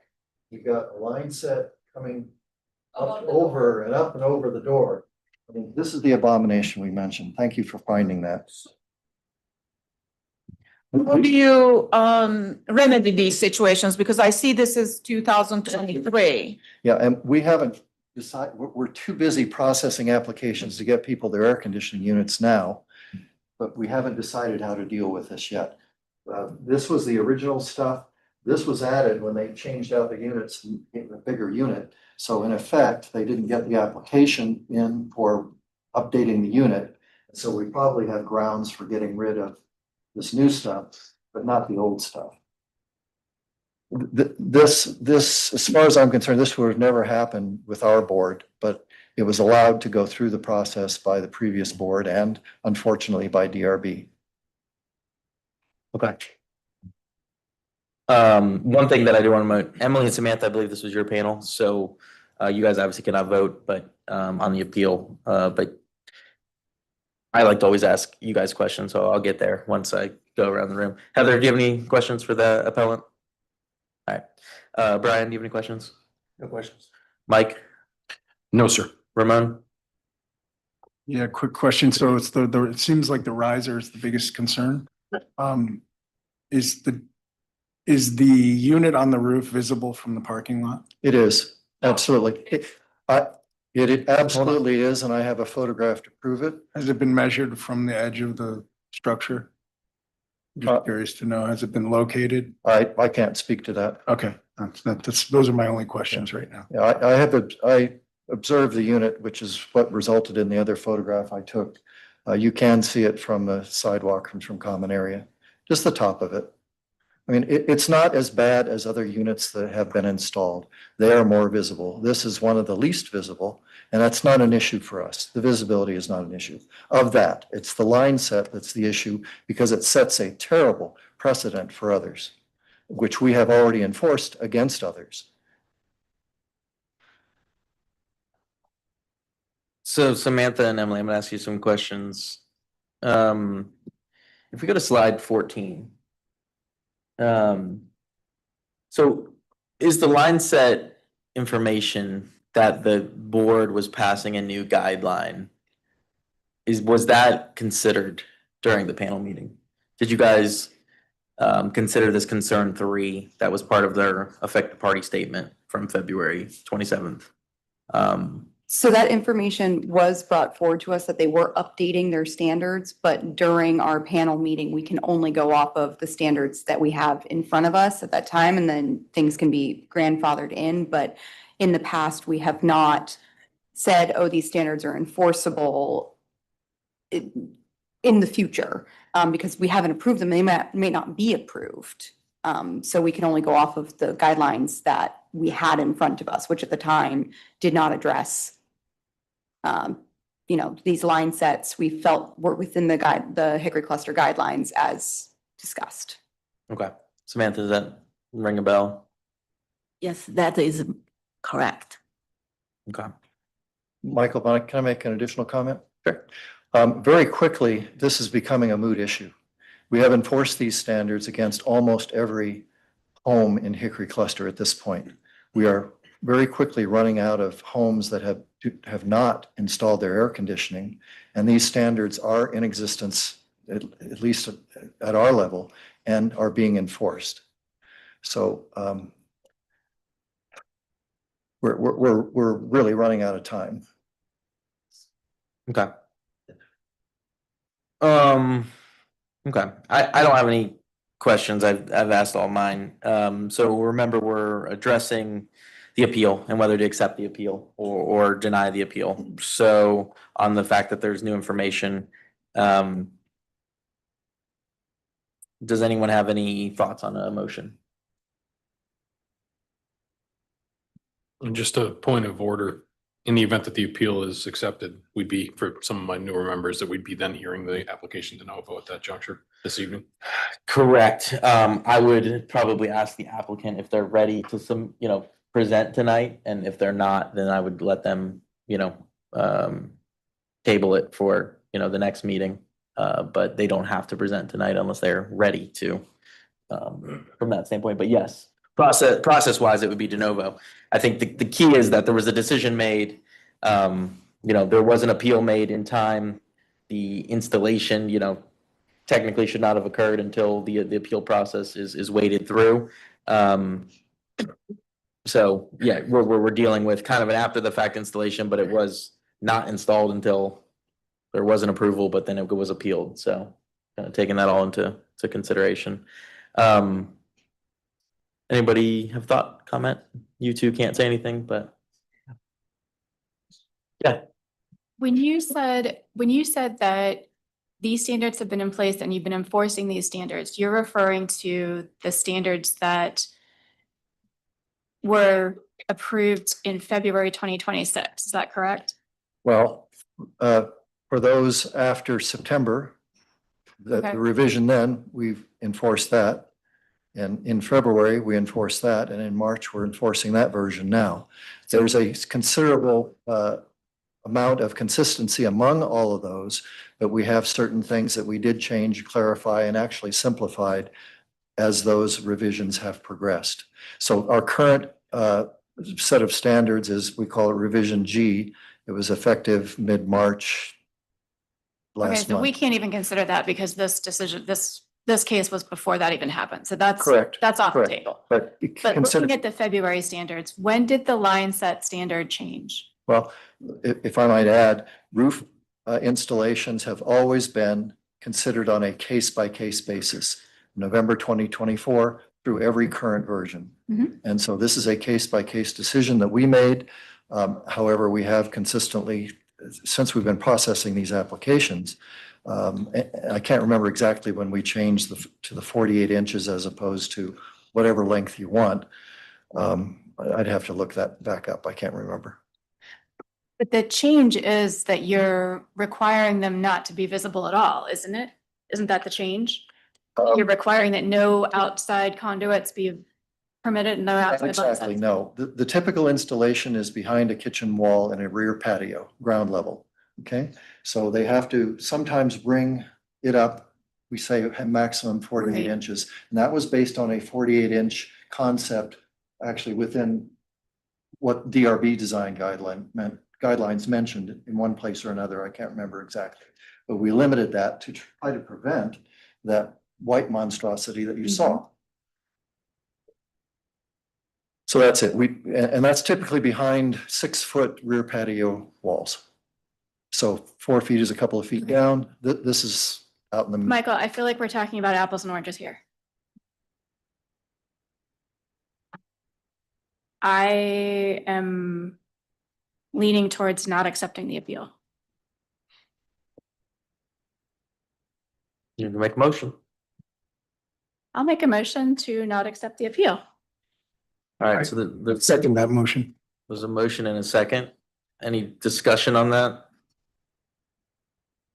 The only thing that I would say is that, you know, we do want clusters to police themselves. Because you know, there's 130 some clusters. You know, we can't always be the adjudication for, you know, issues in the neighborhood. That's my only thing that I do agree that when the decision was made, you know, the information was provided to you all when you made the distinction. So to say it's new information, I don't know if it's technically new information at that point. So that would be my only kind of further discussion on it. But I'm willing to we have a motion in a second. We need to take a vote. So I'm gonna do a roll call vote. Emily and Samantha, you guys cannot vote. Heather, do you vote yay or nay to the motion?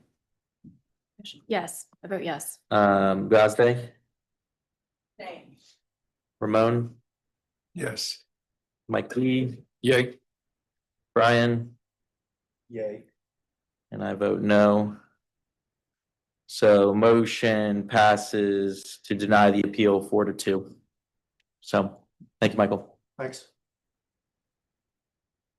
All right. Just a quick poll. Do you want to take a break I'd like to make a motion for recess, quick. for 10 minutes? Yeah, 9 minutes. We'll be back at 8:45. Go. The break.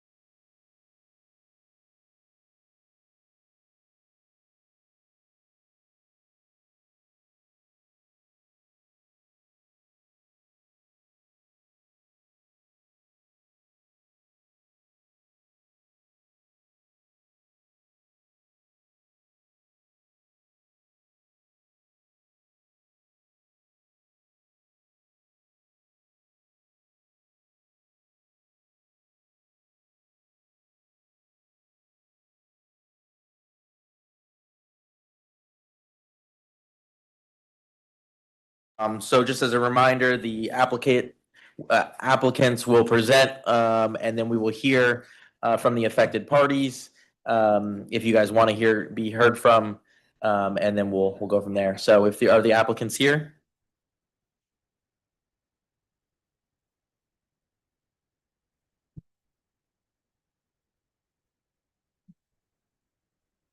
All right, so Patrick is driving, so you guys tell him what you need and go from there.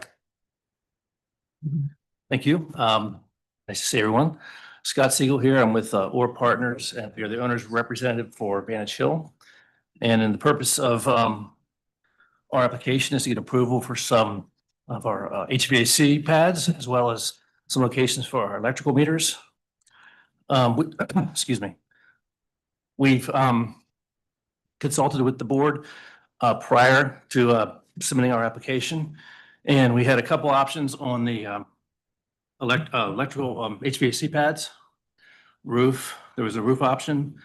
There was a sort of an island option, which is separate away from the building. And then there was an option that was a pad closer to the building. And so we studied each of those options.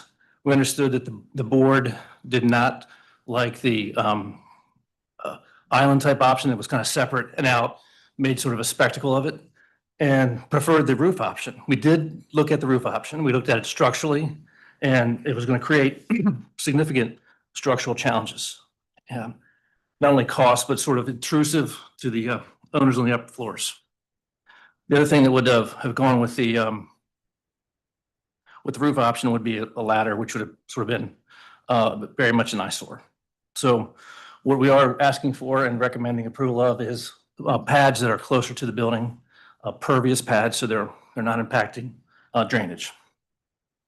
Similarly, we looked at options for our electrical meters, and we were able to conceal of the 8 buildings, 4 of the buildings were able to move the electrical meters inside the buildings. There were 4 buildings we were not able to do that, just did not have the room. And so we proposed locations that we find as unobtrusive as possible. And so that's the gist of our application. And yeah, I can explain in detail the exact locations. Can you go to page, I believe it's 32, the site plan with the distances? Yeah. So as you can see in the red dots there, that's where we're proposing to place the HVAC condenser pads. And we have also marked up the distances of the pads to the property line. These pads will sit on ground-mounted pads. Sorry, these pads will sit on ground-mounted pads, gravel base. And if you go to the next page, we have a layout of the pads depending on the building type. So for buildings with 2 and 3 bedroom units, we have 4 pads on one side and 3 on the other side. There's fencing around it on 2 sides, as you can see on the right. And then the pads will look like the picture on the right here. The gravel base. Yeah, gravel base. And then if you go to the next page, the 1-bedroom unit buildings will have pads in between the 2 patio units. And that will also have fencing on the side as well. And then the next page here is the basis of design. This is a recommended basis of design. If you scroll to the side here, you'll see the decibels. County required decibels is 72, and we're at the highest that we have is 65. So we're lower than that. That's for the bigger units. The smaller units would likely have smaller decibels output. And then the next here is spec. We can skip through that and we can go to the pictures, the elevation photos.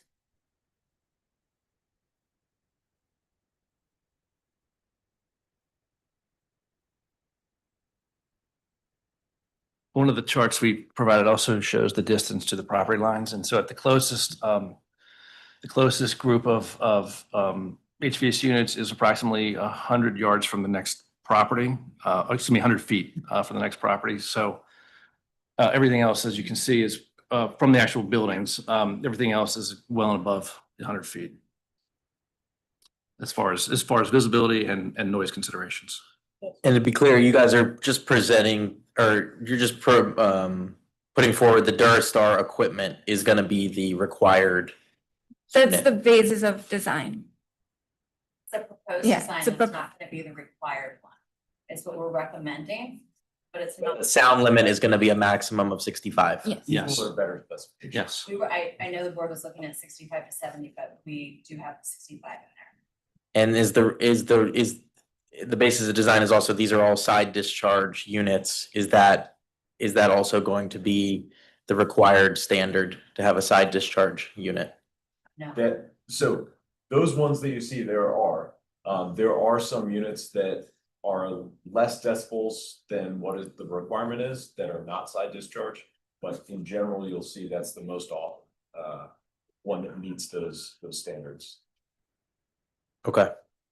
All right, keep going, sorry. Yeah, we can skip through the spec here, because it's a recommendation. And we have the elevation photos. So as you can see, this is a one bedroom unit building. So the pads we're proposing, they'll go in between these two patios. And then you can scroll through the pictures. Any landscaping, there's a note to be removed if that's in the way. Of course, this is all at the rear of the properties.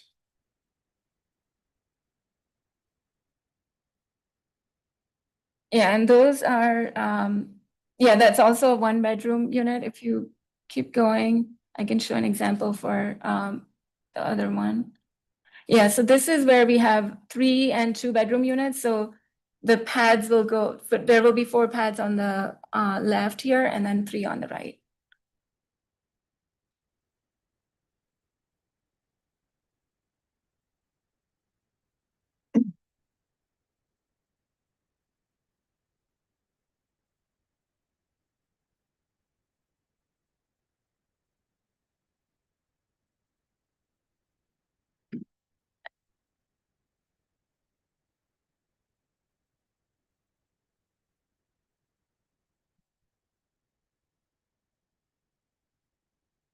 Yeah, we have the elevation for each building here.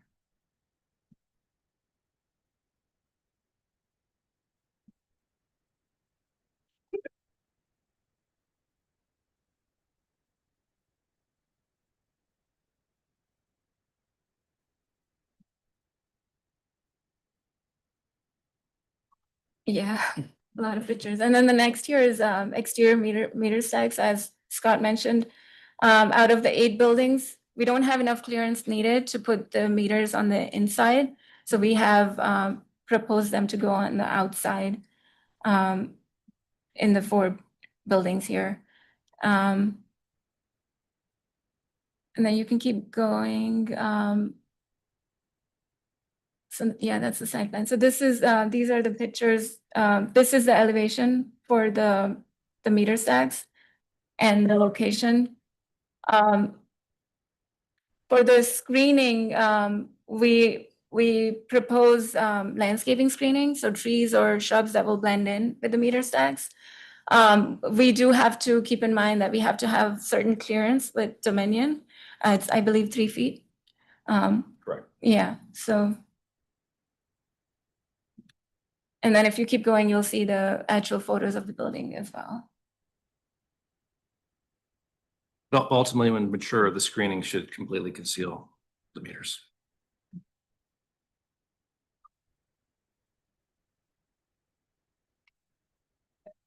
The closest to where the townhomes are, the one above, so they'll be shielded by that right there will be Craftmark's the corner of Craftmark's townhome, so we'll have to work with Craftmark, but that's right there on that corner where their townhomes and parking is.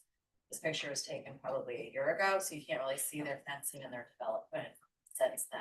But we walked through with the about 8 of them, 5 for you guys earlier last week. So that one right there. And just while we're going through this, is there any proposed, so there's a lot of shrubs and a couple trees being taken out. Is there any proposed landscaping? So Susan emailed Sherman. You're going to come up if you're gonna talk, so just come on up to the mic because that way everyone can hear you. Susan had emailed Charlotte. She is flying, so she oversees the landscaping to keep it looking. She'd emailed her Friday, I think. To just let her know that she's not able to attend, but she wants to see these in place before they put plants in. But there is a list of things like Nandidias, various plants and stuff that are already in the community. Okay, So I think there's some right there. so there's a There's- forthcoming landscaping screening. of It some would be, yeah, so it just depends on what Dominion Power is allowing to go around it and the access. And then one of the buildings, I think it's building 12, there's a bunch of greenery right there, so they'll actually have to cut out some of it. And then there will be an access point to that.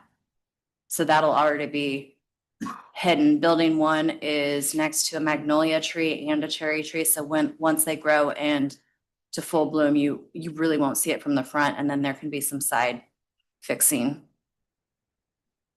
Yeah, because the meter stacks are one thing, but I also think just even with the HVAC, there's a decent amount of greenery that's being removed that I would recommend that, It'll go back. there will also be something, kind of going It'll in go with back those. in, something probably Okay, that fits, and then the email to Charlotte, I don't know if it was forwarded on to you, but she said something that fits, it has to see what the sun will do, the specs and what the ground looks like to go in there, but she wants something natural and to blend in with the wood so it doesn't look forced and fit the community.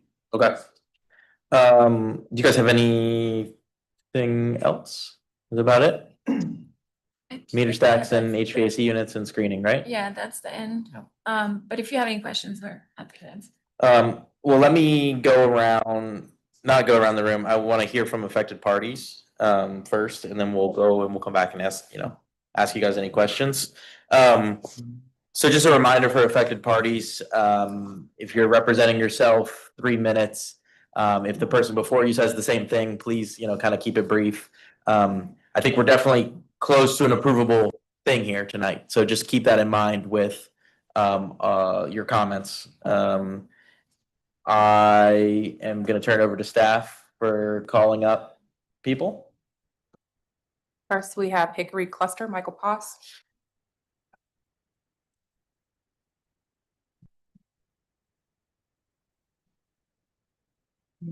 Seems like only yesterday. Okay, so we've been following this. We attended the last meeting when the Vantage Hill folks presented their initial thoughts on what to do. And we really do appreciate that they focused on the Durastar quieter units and that the locations of the units are going to be closer to the homes. That's great. Thank you very much. However, your drawings show top discharge units and they don't show the orientation of the side discharge. So you might want to take a look at that. We'd like to know where the noise is actually going to go. It's probably going to go out the sides. So please update that if you would. The fence design looks like it's got about 75% coverage. If the units are fairly low intensity, low noise rating. However, when combined, although it's not a linear in terms of additive noise, the noise does increase with multiple units. So we'd like to see something done differently with the fence design, a little denser, more coverage completely around the units if possible, as opposed to only 2 sides.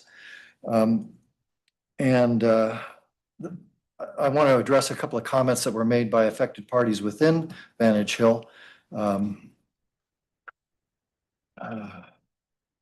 Hickory Cluster is installing a comparable number of units on a similar footprint, and not true. Those units serve multi-story townhomes, allowing higher decibel units. The SRs go up to as much as 72, but typically they're 68 or 65. Compressors working harder. No, they're variable speed units, longer. They're variable units, greater operations impact.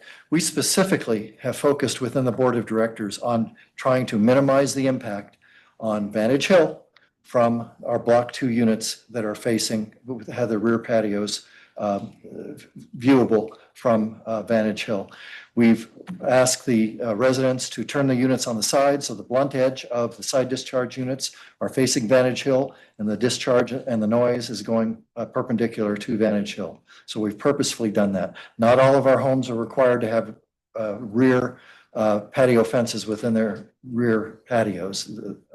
Side wing walls are typical. Some are filled in, some are not. So we've done as much as we can to try to do unto you as we hope you will do unto us. Okay? So we conscious decisions, and our installations have followed suit. There are some photographs from another person showing, yes, from an angle, you can see the side discharge, but it does have the blunt edge out towards Vantage Hill. So that's really about it.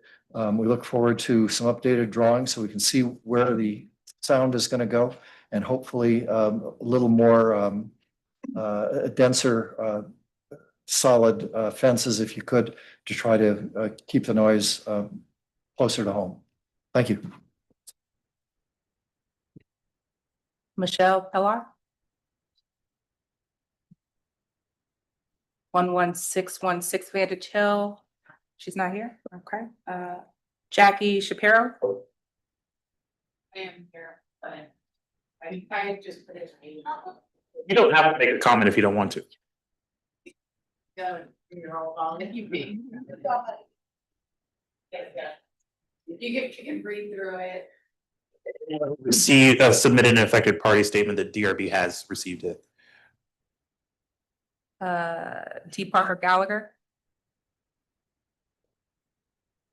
Good evening, I'm Theodore Parker Gallagher, and I'm here with my spouse Daniel. 11625 Vantage Hill Road, 11C. I have 11 copies, as I was told to bring, of my prepared remarks, in addition to what I submitted as the package. There are 11 slides, I believe, that I submitted, and I'm going to start, if that's okay. So thank you for your past support in the Craftmark application and in the November working meeting, and thanks to your staff in preparing for tonight. At the very helpful November meeting, you all did a great job generating things for us to consider.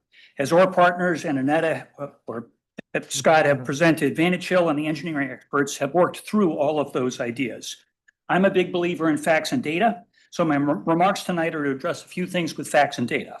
As an affected party, if approved, the new AC condensers will be below our balcony and one of our bedrooms with the sound coming up.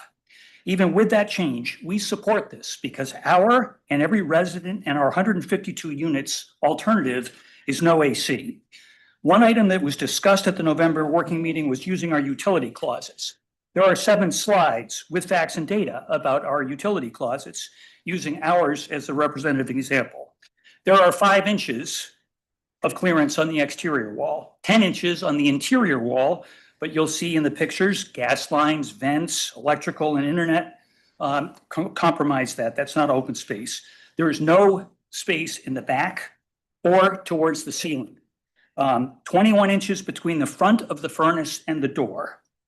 So like all the helpful things that you asked us to consider, our engineers determined that the solution for Vantage Hill to have AC is what we've presented here tonight, because there are limitations in the closets. And there are also other limitations that the engineers told you about with the roofs. There was discussion about noise for our neighbors. There are 6 slides with facts that Hickory Cluster is 120 to 140 feet downhill from Building 0 with substantial vegetation cover. But it's 100 feet from Barron Cameron with a clearing. Highway noise at 100 feet is substantially more than our decibels 140 feet away through vegetation. There was also a picture of one of their AC condensers directly facing Vantage Hill with no screening or fencing, both of which we're doing. Mediterranean neighbor is 45 feet from the corner of Building 22, but it also has Barron Cameron traffic. Finally, there are slides about color. The Mediterranean neighbors adjacent to Building 22 have 4 different styles of fencing and colors. There is no neighborhood standard. We believe that we are meeting or exceeding the design standards and that our proposal is better than or consistent with what our neighbors are doing. I fully acknowledge your responsibility is to maximize the best possible design before approving. However, please do not let perfection become the enemy of good enough.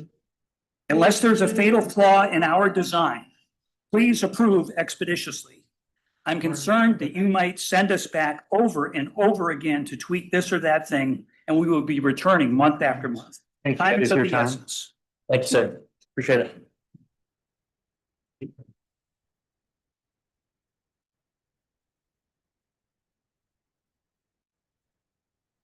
Pauline O'Donnell, Not speak. not speaking. Russell Jones. Good evening, everyone. I do not have as good facts and data. I just more wanted to come up here and say my piece about why this is important. My name is Russell Jones. I live at Vantage Hill Condominium, and I'm speaking tonight just to address the urgency and the dire necessity of getting an AC solution implemented, of which I think we have a very good one presented tonight. In preparation for tonight, I read through every single affected party statement, and I'm really just terrified for the health and safety of many of our residents who have medical conditions that necessitate air conditioning for what is sure to be a hot, humid Virginia summer. My partner is one of those people, as she suffers from heat-induced migraines that are a real cause for concern for her health and well-being in the months ahead. And I saw countless medical conditions that were of greater severity in the statements that I was reading. And I just hope that those are seriously considered with the urgency in making this decision. The other thing I saw reading through all the statements was the predominant argument against implementing our solution was in regard to the placement and visibility and potential noise from the units. And I am deeply concerned about these objections focused solely on very minor noise and visual inconveniences. As Reston residents, we should always, without doubt, put the health and safety of our neighbors first. Caring for each other is part of what makes Reston a beautiful community to live in, regardless of some minor visual pieces with the electrical boxes. So I would urge the board to immediately move forward with this air conditioning and electrical upgrade solution, because we can prevent what could be a serious public health emergency. Thank you for your time tonight.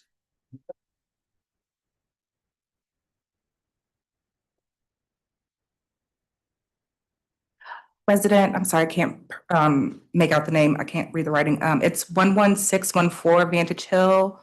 Is that 21C? Make out your handwriting. Matias Casas. Thank you for your time today. I am Matias Casas, 21C Advantage Hill. All I'd like to say is that I echo the previous statements, and this room is really passionate about the project and is very time constrained. So thank you for your time.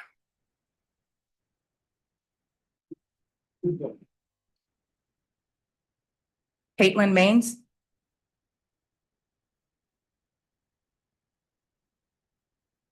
Hi, I'm a resident of Vantage Hill. I just want to say I approve the design plans. I very eagerly need air conditioning this summer. I have health problems. I have migraines. I have asthma. I have medications that really need to be in their appropriate temperature controlled environment. I also have cats with health conditions. Like we're a household that is making do.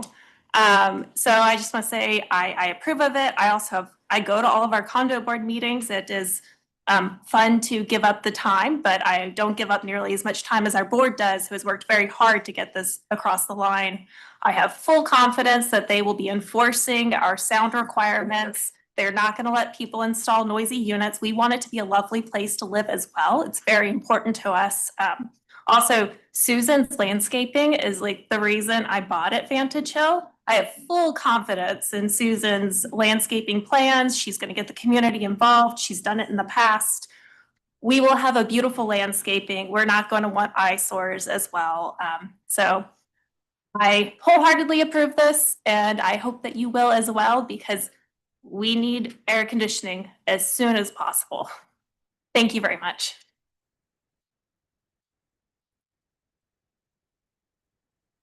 Dara. You guys can just hear me from the back. My neighbors have done a great job of. We actually can't hear you. You have to come up if you want to say something. Sorry. Sorry, I just, I think my neighbors have done a great job saying what we want to say. Thank you guys very much. I know I'm also on the board at Vantage Hill. I know this is a very time consuming, tough thing, but thank you guys so much. Mary Ann? Yep.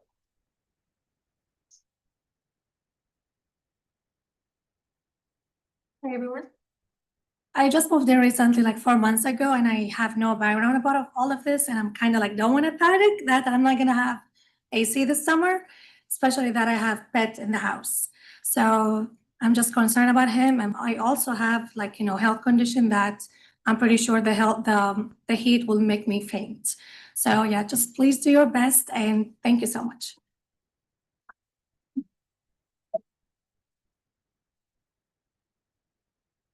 Cassandra? I mean, I don't think there's anything that I gotta not have. I drove around Reston. I sent you all a lot of pictures. Colleen sent a lot of pictures. What I found out from condos, there's no standard on what the fencings are. I've gone through your packets. You can go to Summer Ridge, you can go over to Lake Thoreau. You can walk around from their lakes, their boats, and all of their common areas. There's no fencing, they're dropped everywhere. I know what Hickory Cluster has to say. I mean, you're not gonna hear it. I live at 01. My neighbors are in here at 01. They're gonna lose a tree they look at. I'm gonna sit next to air conditioning. We're all gonna take that. It should be the community here that has more say than what our neighbors do, in my opinion. And when you look for standards around, I don't want to be the neighborhood that sets the standards. I'd like to be the neighborhood that says this is what a good representation, but I don't want to be you guys figuring out the standards based on us, how you want it to move forward. I don't think that's fair. So that's all.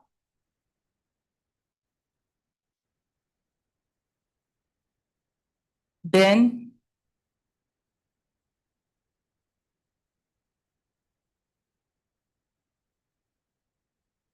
Hi, I'm for this project. It's gonna take a very, very long and expensive process to complete. There's no way it's gonna happen this summer. I have a fairly extensive medical background, and I'm really scared of what's gonna happen to the old people and the pets.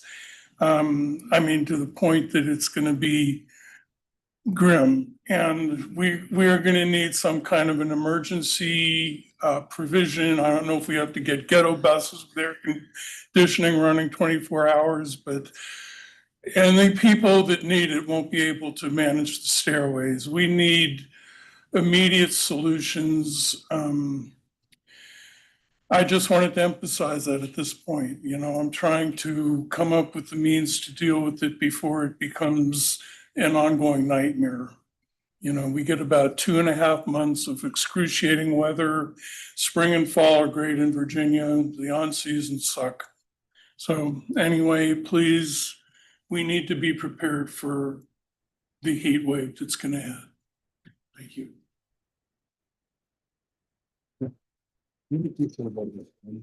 Nicholas?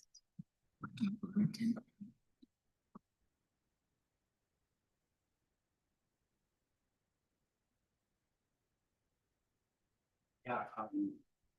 Hello, everybody. Hello, everybody. Good evening. Of course, I just want to echo what all my neighbors have been saying.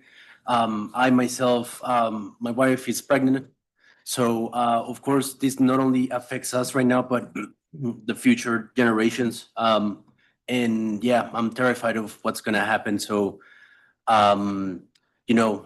please approve the design as we believe is, in compliance with the covenant of Reston. Thank you for your time and for your consideration.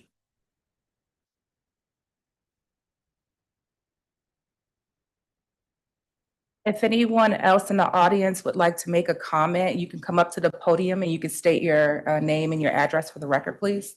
Yeah, I'm Jeff Ashley. I'm also part of the Hickory Cluster Board. I just wanted to iterate what Michael said, that we were really pleased with the application, the changes that they made. They heard us in November. and we're really happy. The only thing we were asking out of this is that possibly we change the two-sided fence to a three-sided fence behind units 17 through 19. We do not want to delay this application for a number of reasons that you've heard here, but that's the only thing we're asking for, is to make it a three-sided screen on 17 through 19.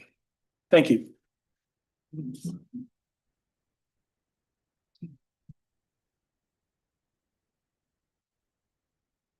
It registered as an affected party and I wrote my name, but. You did.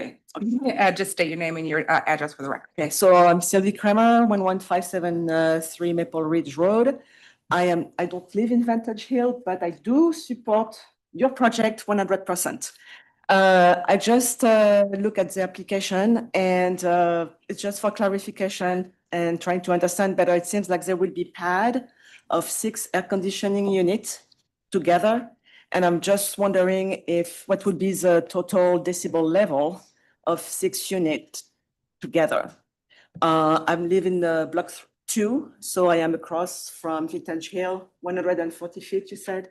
The elevation, topography, the elevation is down. I don't know if it's echoing or not.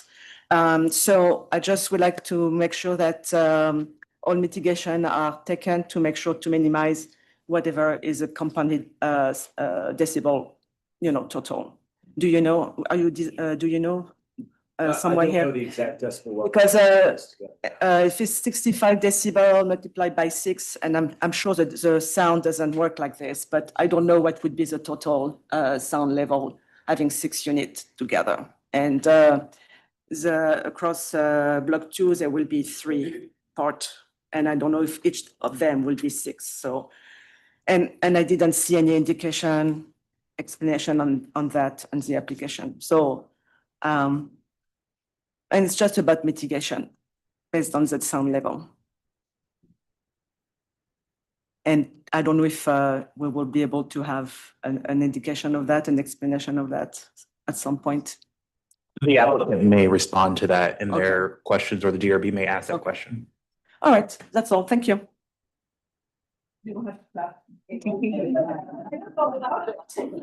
From what I'm seeing, just from the very reliable ChatGPT, 72.8 dBA would be if all 6 were running at the maximum 65 dBA. So take it with a grain of salt, ChatGPT. But hi, my name is Roxana Stewart. I live in Vantage Hill, building 11602, unit 22B. I am over 60, as are many of my neighbors, and being without air conditioning this summer would be a major health risk for me and many of my neighbors, as you've heard tonight. I'm on the top. All the heat rises to the top. I have 4 windows, a total of 4 windows in my unit. There is no good way to get a cross breeze between any of the windows to vent the hot air out of there. If it's 90 degrees outside, it's over 100 inside of my unit. This is just, we need to have air conditioning this summer. Respectfully, I ask you to approve this application. Thank you.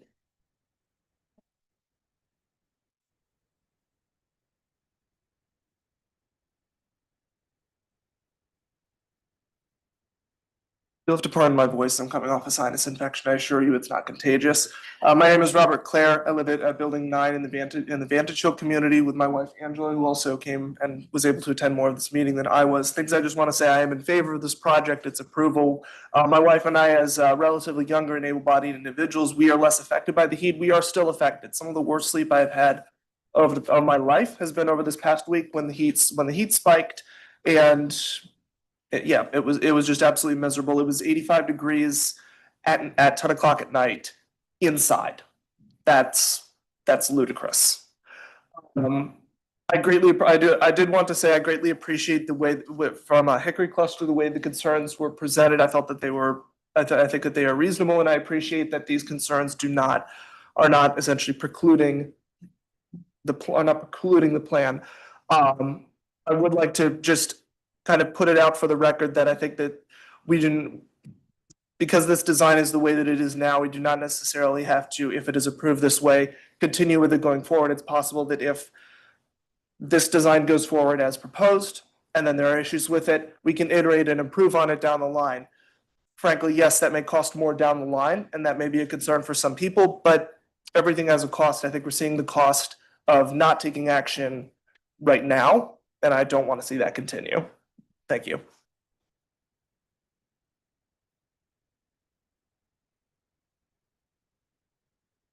Anyone else? All right, and now we have Reston Association. Good evening.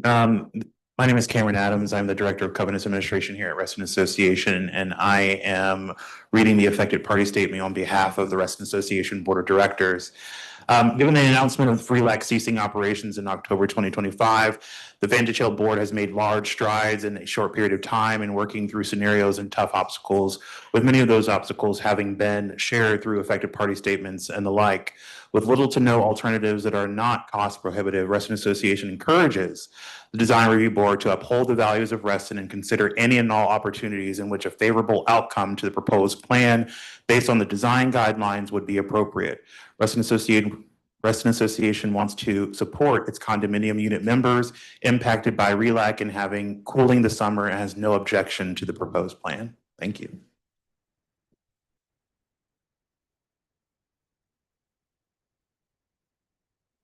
Great, thank you. All right, I will then go around the room and ask if anyone has any questions. And just to be clear, you know, this board, and I don't know what's gone around the community, but we're not here to not let you guys have AC. You know, we had a work session in November, we gave feedback. You know, that was 6 months ago. It wasn't that we've denied or done anything in the last 6 months to say you guys cannot have AC. We've worked tirelessly on numbers of clusters and other apartment complexes to make sure that we have accommodated for all, you know, the health, life, safety. I'm a registered architect. That is literally what I do every day, is worry about the health, life, safety of everybody that I do for all the design of buildings and everything. So just to be clear, we have not, you know, we have not tried to delay anything or anything to that point.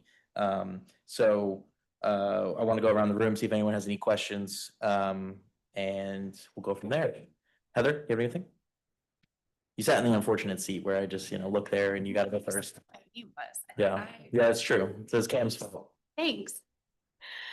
First of all, I remember the work session in November and really appreciate all of the effort that you have gone through and sharing with us the different iterations and the different ideas that we pitched to you, and making it a collaborative process.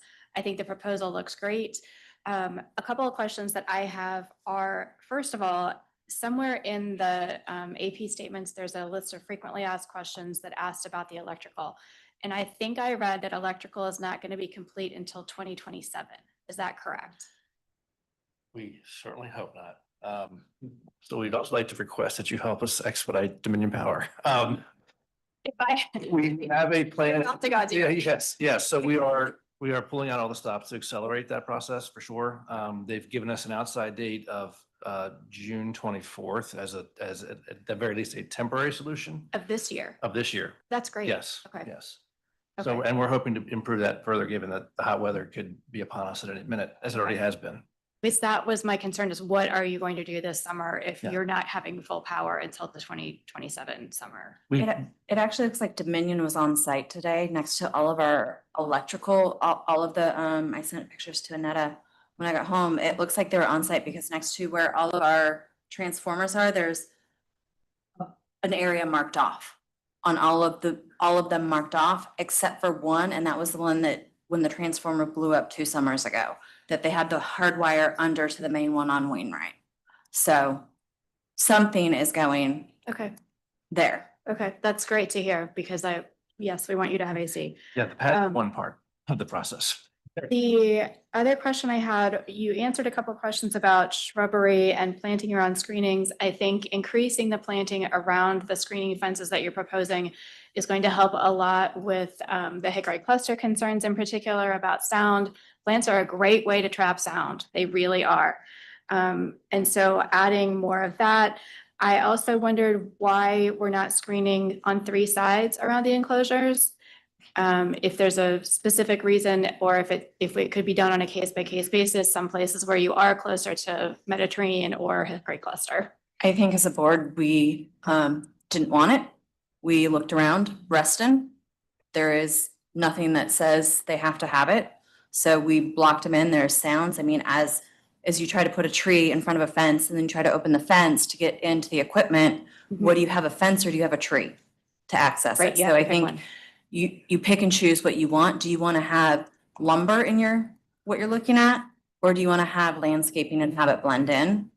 And trying to make it blend in would be the better choice, is what we are leaning towards.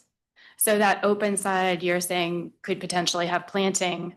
So as long as there's access to the equipment, but we'd have to put it in, see what works, see what fits. But they also have to breathe. Yes, they do. I'm not a technical person, so Okay.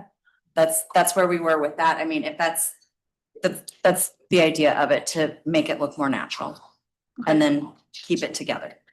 Did you, in the consideration of the master plan, did you think about those units, the 1, 2, 3, 17, 18, 19? Did you consider putting them on the fronts of your building so that they would be separated further from neighboring clusters? Those are the only ones that I see as having We utilize the front of our building frequently.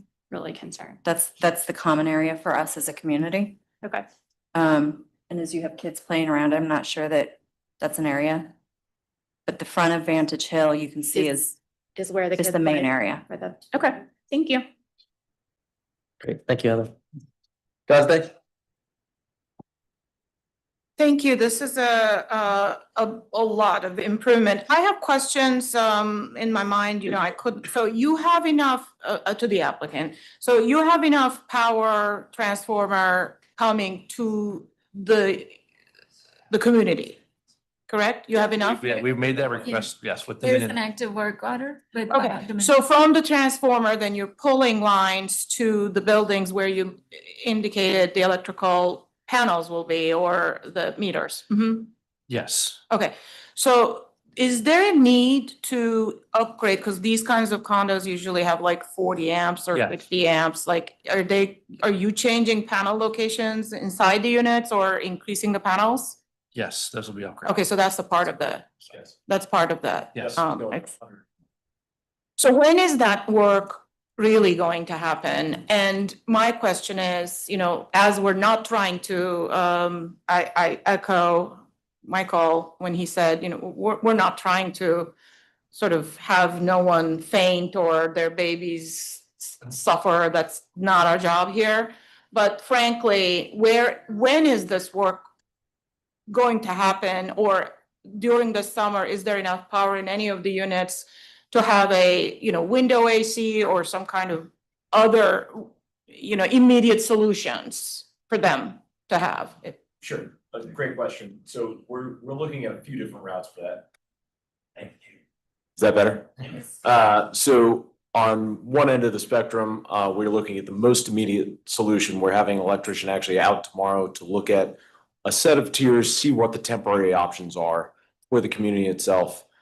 Even if before that June 24th date of temporary power from Dominion, are we able to put in portable air conditioning units to have those fed off the existing power, even if they're not going to be rated for the entire unit?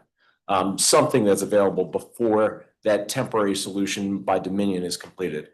Dominion is also looking at the permanent power solution and trying to incorporate what that temporary work will be installed and how much of that can be used for the permanent solution. So there's really kind of 3 different phases that we're working on.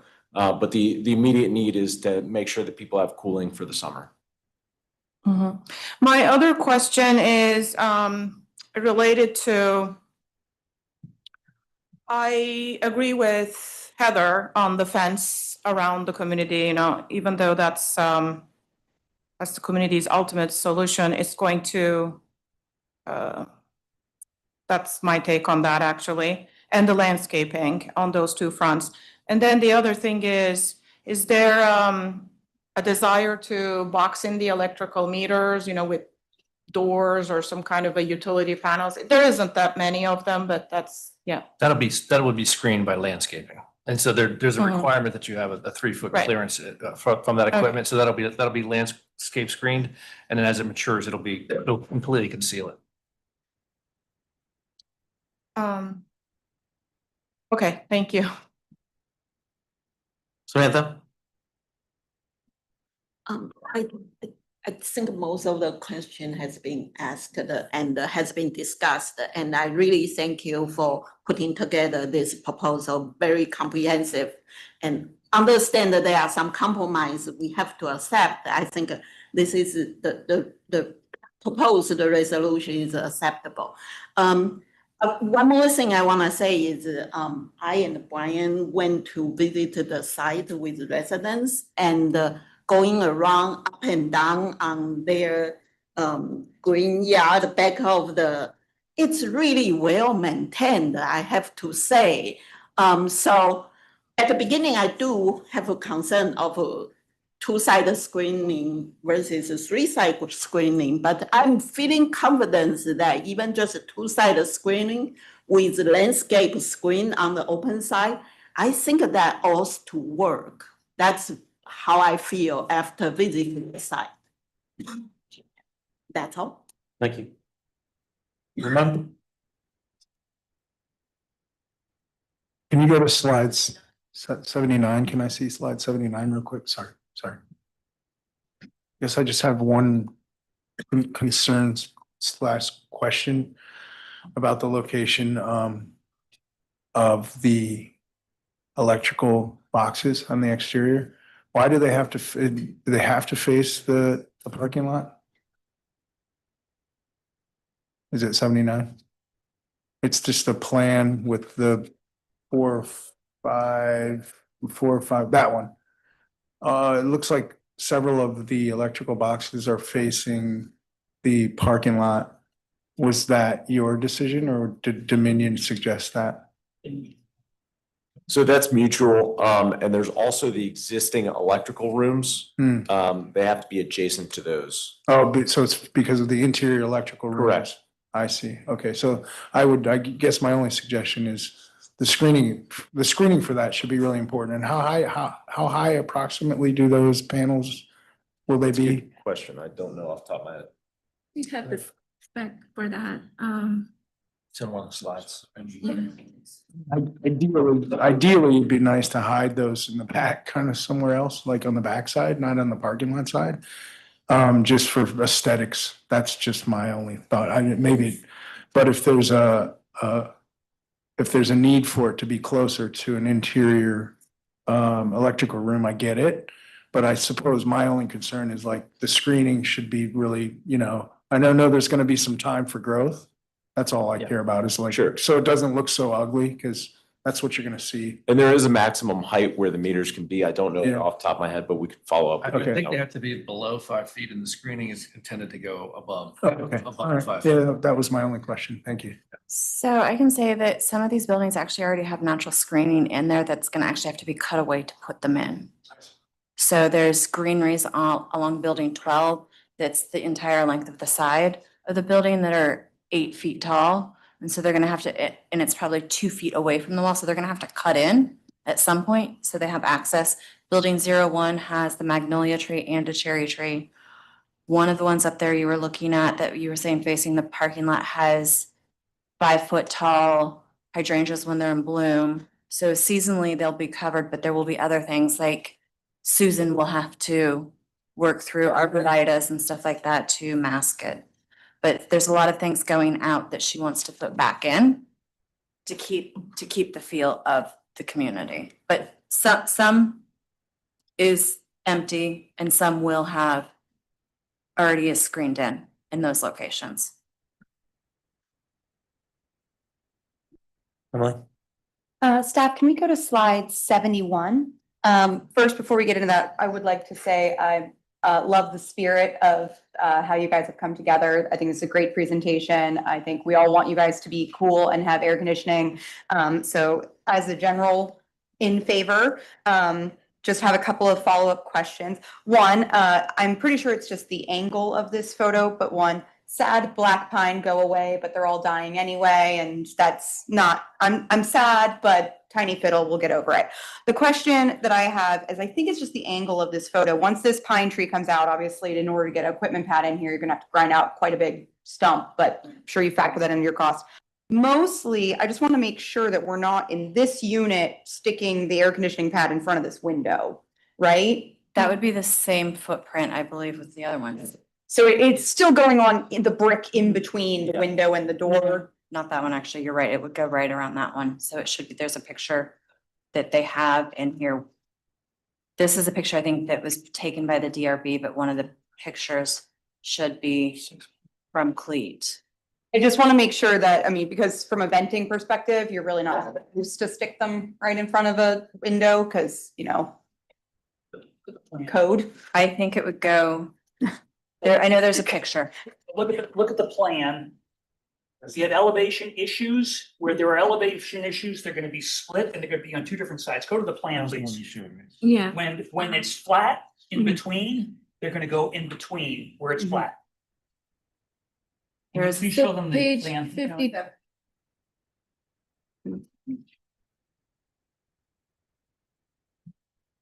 No, that's. Like It would this. be something like that. Yep. Yeah, so page 52, sorry. Okay. So this is the split elevation. So it would be something like that. They'd have 3 over there and they could create a semi fenced in patio area, but yes, it would be near the window. Okay. But due to the topography, the board, it wasn't, you know, they said it wasn't great to put them on the retaining wall between the two, should they have to come down, just as safety issues. So was to split for the 7 that needs to go into that building, they're split up. No, that'll make sense. There's just code clearance issues with putting an air conditioning unit right next to a No, a window correct. that's operable. So just want to make sure we got that. This is another small thing. I believe it's slide 31, or there's a lot of them. I'm assuming it's roof runoff. There's like downspouts that are smack dab in the middle of where we're putting a lot of these. I mean, these photos were taken in the rain. It doesn't look like they're like careening water out of them, but just for those units that are being there, particularly in the wintertime, if they're getting doused with roof runoff close to the building, could be problematic from a. We are, so I just looked at Sarah, we are getting all of our downspouts scoped and looking at redoing all of the underground to the runouts. Okay. So that when they're dug up, we have a safe, we know what the downspouts look like, and it's probably time to replace the stuff that goes under the ground anyway. And if they're there, might as well replace them. So all of those are being looked at and addressed so that nobody has a flooded compressor. Excellent. 2 more things, and I promise. There's just a minor note. Somewhere I saw that the fences that we do have proposed are 4 feet tall, right? Okay. Correct. And then, we already talked about condensation lines. And just, I got the landscape plan. It does appear that you're, kind of the proposed plantings. Just a small note, some of the things we're putting in there, try not to put in an invasive species. I know Nandinas can take a beating from an air conditioning unit, and that's one of the reasons why we love them. But they are really invasive, so we'd love to not put them in if we can. We have them, so I'll let Susan know. But we have them throughout in controlled areas in the neighborhood already. We can we're trying to slowly encourage people to start phasing out those invasive species if they have them, not add more to the existing ones. Yep. Again, I understand they can be in front of an air conditioning unit and not care because they don't care about much. They're a cousin of bamboo. All right, that is it for me. Good job. Great. Yeah. Oh, yeah, and I wrote notes on these if you want them back because I'm extra, sorry. Brian? I echo what everyone said. I visited the site with Samantha and we walked to the entire site very thoroughly. We looked at every building because I know our last conversation, we were looking at it like on a case by case basis. And I think the community's done really well is given a consistent approach across every building, no matter which way it faces. So I think it's super cohesive. And I think everything's been really well thought out. I feel like every question that we had about, well, what about this situation? What about this building? There was a thoughtful answer to it about, yeah, we thought about that. And we agreed as a community, we want to go this way. So, I think they answered every single question that we had. So I think the only comments that I have would be minor, that maybe we even just, if it comes to a motion, we would add as like a stipulation that we could see later so that we could separate it from, a possible approval tonight on the large scale stuff. and just in terms of the fencing, I think the 4-foot fence is okay. In terms of the picture, yeah, I do think either it needs to be like opaque, the boards need to be, butted together so it's opaque, or have like, I think we're, in some other communities, we're doing like half an inch between the boards just so that the screening actually does its job of screening. So maybe we build that into a stipulation or something like that. And then we talk later about like landscaping around or at the end at the open end of the pad. I think that's fine, but we probably do want to see that at a later date. Not a part tonight, wouldn't hold anything up. And then maybe I would even wonder if we could separate the tree removals possibly from tonight. When we walked through, we saw a bunch of trees. I don't remember 5 of them. I There were remember 2. most of them being. There should be 2. I think a couple of them are like flower plant things. Yeah, I think a lot of them were fairly minor in size or could be relocated possibly, things like I that. think they were like those flowers that bloom in the winter, the trees. Yes, one of them I know, for page 45, I noted, I think that's a camellia. There was like a couple I pointed out to whoever was walking through, I'm like, that's a camellia. I don't see her here, but yeah, there's definitely a couple camellias that are noted as trees in here. The only trees I see are page 71 and page 60. There's the pine and then the Japanese maple. Yeah, go to page 60. What's this one? That's a Japanese. Is that my building? That's Japanese maple. And there's a crepe, it's a little baby stump of a crepe myrtle on page 58 that's going out, but it's also way too close to their house.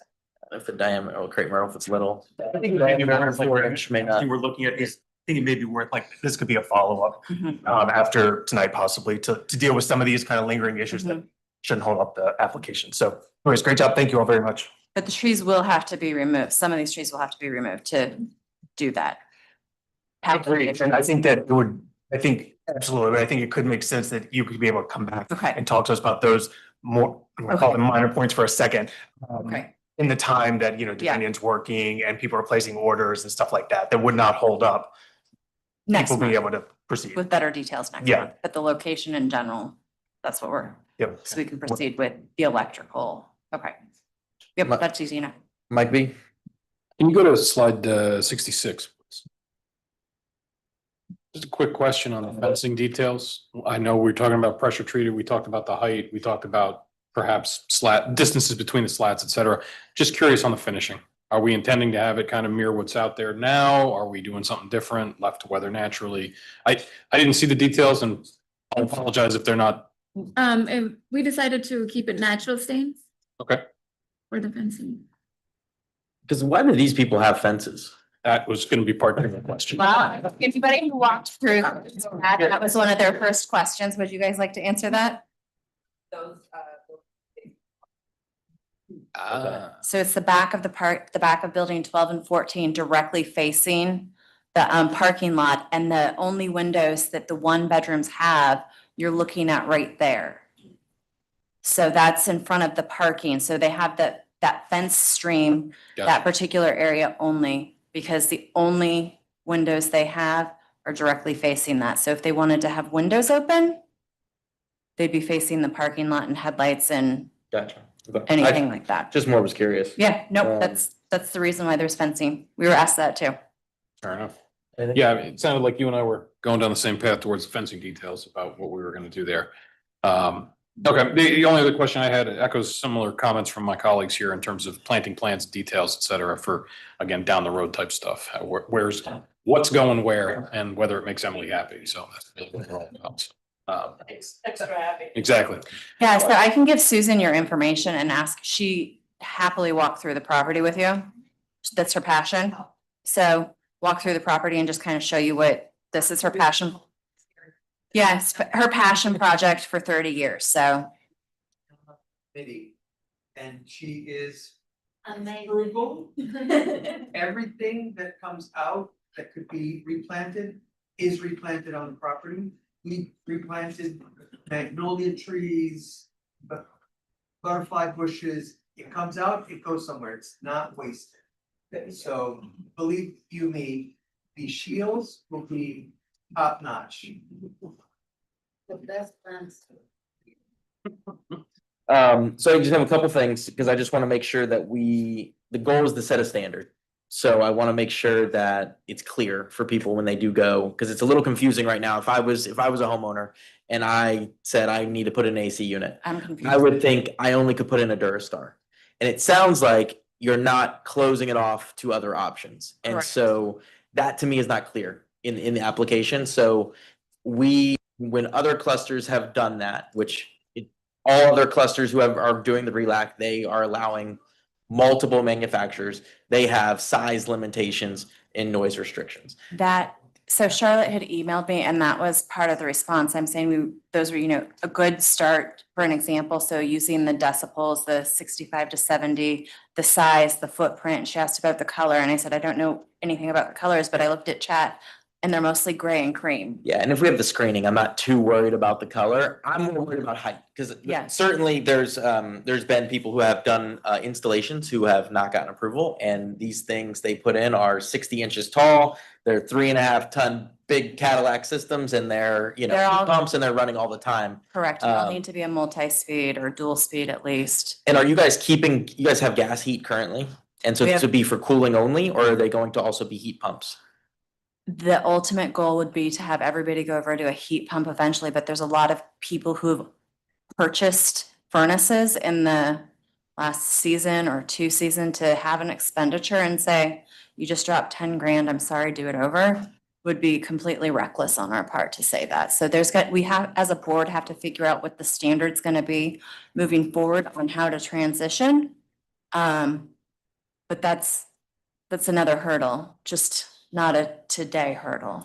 Yeah, once again, I don't have a problem one way or the other. It's once again something that needs to be in the standard, just to be clear that a heat pump is allowed. If that is what you guys, sounds like that is what you guys want. I would limit, if the screening height is 48 inches, I would say, the unit needs to be a maximum of 48 inches. Side discharge versus up discharge, I think either one people are installing. I think ultimately it's gonna be if you limit the decibels to around that 65 range, I think is gonna be a good starting point. It's gonna limit kind of where people are anyways.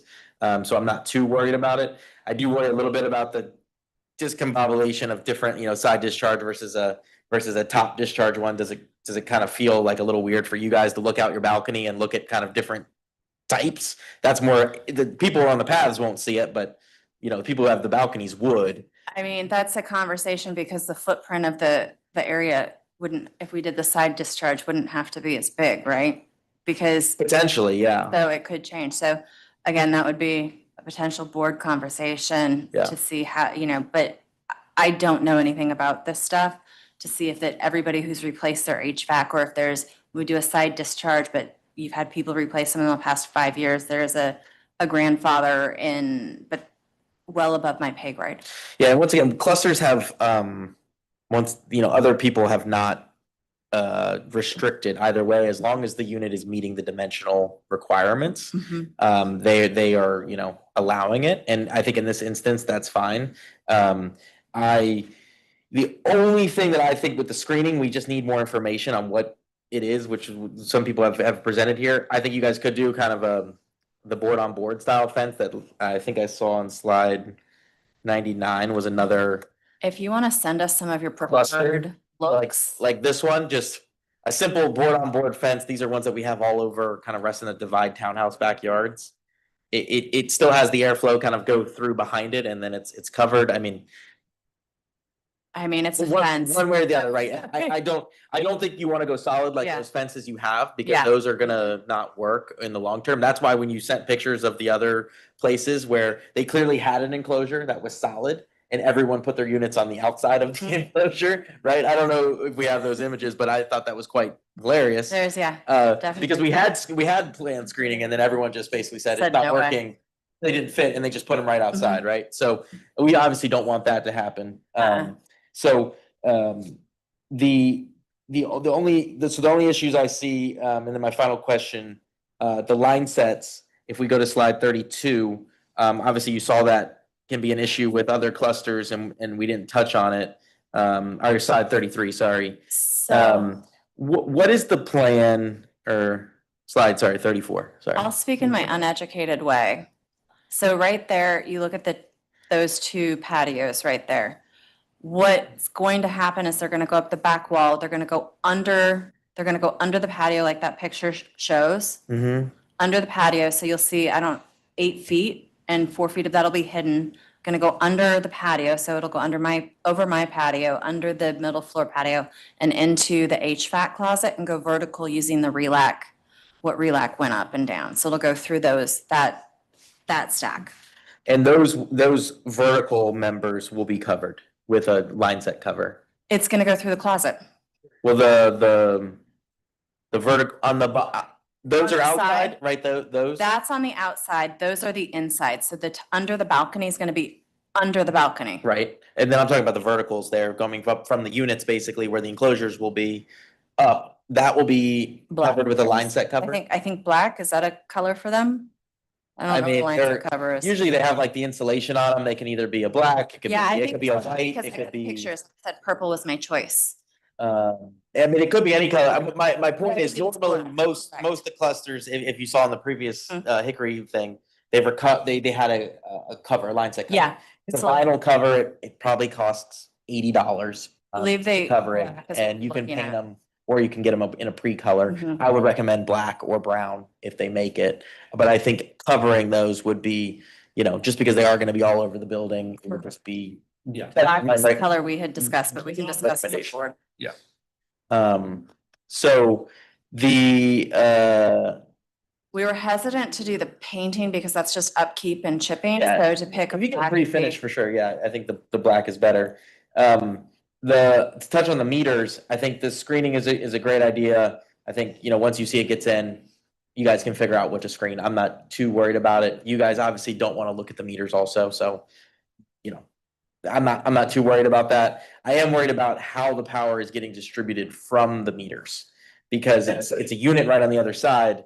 Where are all those entrance cables going? Are they So going through the It's walls? actually not, if you go back to one of the pictures in it, where the fence was, and I said that those are the only two front rooms that those units had, the bottom units, 1 bedrooms. They're only windows because behind them is a utility closet where the electrical room is. So all the entrance cables are gonna go right through the wall. Correct. So there's not gonna be entrance cables all over the place going. Correct. They all go right into that utility room and then spread out through the building from there. Great. That's all I was just more curious. Hence the location. And the only, and I get the two-sided fence thing, sort of. The only thing I would say is when you're walking on, I forget whether it's Blue or Green Trail. Green. Below it. I lived in Colson Cluster for a few years. I lived in Wainwright Cluster, so very familiar with RELAC, very familiar with the area. When you do look up Advantage Hill, you guys have great landscaping. The only thing I worry about is now you're gonna look up and you're gonna have 2 wing of fences and you're gonna see right up into all of these units. And I know the plan is to put plants there eventually. My thing is that fence of 5-6 feet to me is way less in investment than having to worry about planting every single of those sections that go toward the pathway. The other sections that go toward Baron Cameron, towards the woods, I'm not too worried about. It's really just where the path is. So So there's it's maybe really- like 8 or 9 units. So there's only, the spot that I can think of right there would be building 23, 25 that's not backed by the woods. And that's something we've already I've had Susan talk to, and we're gonna figure out something for that particular corner, because those are gonna be the ones you see the most, but then you go 20 through 15 and you're maybe 15, you might see it in that area, but you still have to look up the hill, and you'd have to be there in January when there's no leaves to see the HVAC system. I took them on the trail. Yeah, I mean, I would just say so it's units 12 through 19 and 4 through 8, and then 1 through 3. In my opinion, those face the trail. I think to me, it's more cumbersome to have to worry about screening than it is to put an extra 4-foot section of fence or 5-foot section of fence. That's just my opinion.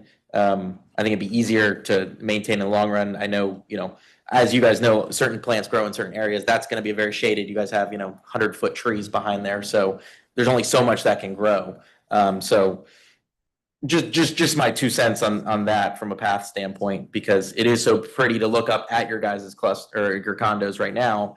You know, it'd be a shame to then look up and you just see, you know, the sides of these HVAC units. That would be the only. May I ask that you give Emily and Susan a chance to walk through before you. Agreed, and I think that's gonna be a stipulation for the approval is, you know, a landscape plan. You know, coming down the road and, you know, Because whatever. I want to make sure a it's year. livable for our community also. For sure. That we don't have to live with wood panels. Because you put a fence up, then you're gonna take away the access to put the trees in, because you put a tree in and you put a fence in, how are you gonna access that area? So we want to be able to have access to those HVACs, because you have to have access. So it's kind of. I mean, it's a 4-foot fence, so they can just jump over it. I mean, I'm not concerned. No, the HVAC people aren't gonna wanna jump over a fence to put an HVAC system in. So it's one or the other, and I think aesthetically for the community, So anyway, that would be my ask. I would say, anyone have any other thoughts, comments? I would just like to, if I could, make a clarification with what is at the table for the DRB. Sure. There's a document for you all to review and consider that's highlighted. Looks like this. The areas that this is being proposed is on a common element. So in this unique situation, the condominium unit is the applicant for every unit that's to be installed. So what if the DRB is considering an approval, staff would most certainly suggest approval for the proposed units that are described or prescribed in the application at the tune of 152 units, and create a standard at the same time should the property owner or unit owners decide to have something in the alternative, an application from the condominium unit association would be required to staff. That would be our suggestion. The alternative would be that you all will be reviewing 152 applications. Well, that's why I'm wondering whether I mean, I see that you have listed here directly the Durastar, you know, heat pump with the dimensions. We listed in the stipulations the ability to use an alternative brand or manufacturer so long as the dimensions, the size, the color, and the DBA were similar to those that were approved by the DRB.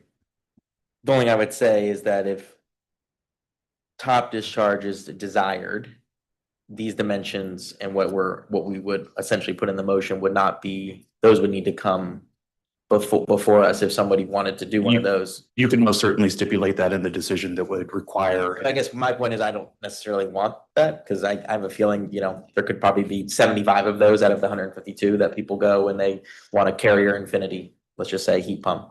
And that's a 24 by 30 by 40 inch unit. That doesn't meet the standard that's being before us is I guess is my point. So it sounds like, and I'm misspeaking, you guys want to allow those other ones, correct? We want to set a standard for max size, max height, max. Side or top discharge. Correct. And I think the big stipulation is gonna be the sound. And it Mhm. sounds like they have the 65 dBA, which is fine with me.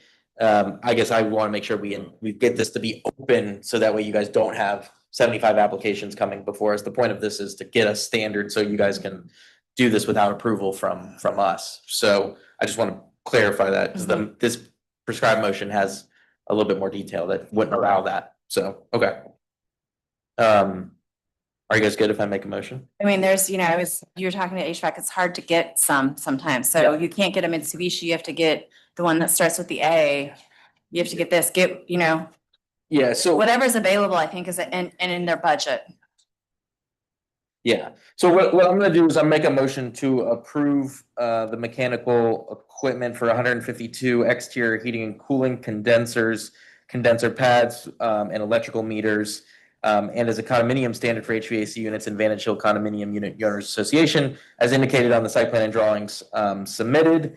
The condenser pads, there's approximately 32 of them, various sizes. They have the pad fencing is to be 4 feet high. I would recommend a board on board fence for that. Just to keep it clean, so you guys don't have to provide a drawing. It'd just be a standard board on board that meets the RA guidelines that we have for board on board fences. Board on board shadow box, yes. Sorry. Okay. Susie. The pad frame is a 4x4 square timber, left to weather naturally. The fence is also left to weather naturally. The fence is two-sided with the open rear side, with the stipulation that be treated with a landscaping, with a forthcoming landscaping plan that would be submitted within let's say a year of today's date. The pad fill is number 57 crushed stone gravel. There'll be 4 exterior electrical meters on buildings 11601, 11612, 11613, and 11627. They will be gray. There will be no exposed entrance cables. They will all be concealed in the walls. The HVAC units are allowed to be inverter heat pumps. They would either be side discharge or top discharge with I'm gonna do a maximum size for side discharge and then a maximum size for top discharge, just because it'll make it a little cleaner. Maximum size for side discharge to be 42 inches wide by 38.5 inches high by 16.5 inches deep with a max 65 dBA. For a top discharge unit, I'm gonna do a 36 inches by 36 inches by 42 inches high with a max dBA of 65 as well.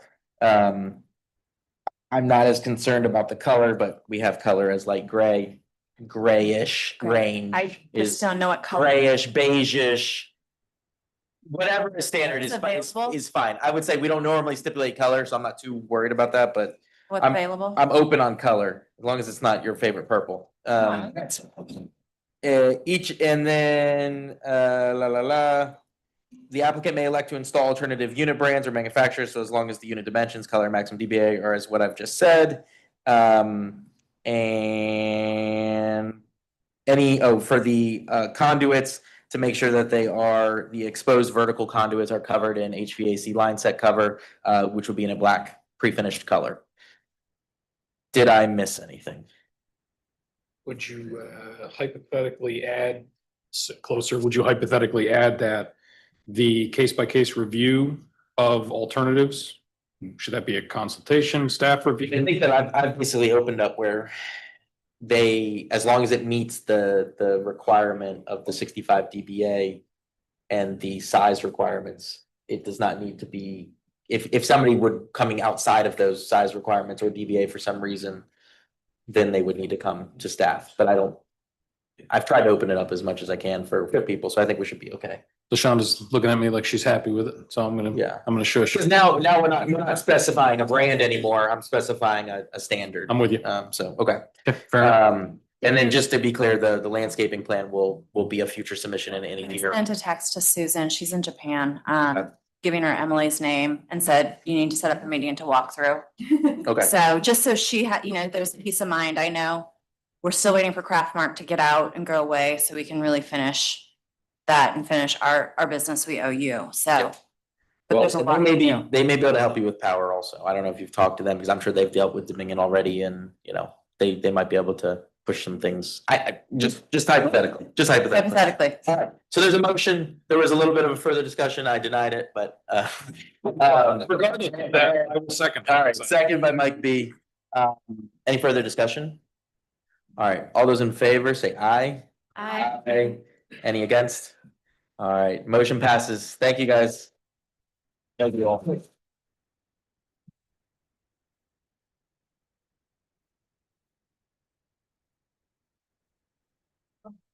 Yeah. Once we set up a standard for our bylaws for this, we'll send you a copy, just so you have it on record. And we do still have an agenda. We still do have another item. So if you guys could move to the hallway, celebrate, go to your local pub, go to Calypso's, go wherever you want, but not here. Yeah, so just. Okay. All right, up next. Up next is Lorca for Quayside and Chimney House for HVAC, which seems to be the theme of the night. We are gonna have beefed up electricity.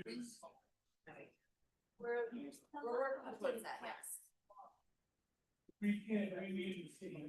Thank you for your patience. Right. Okay. Your community members.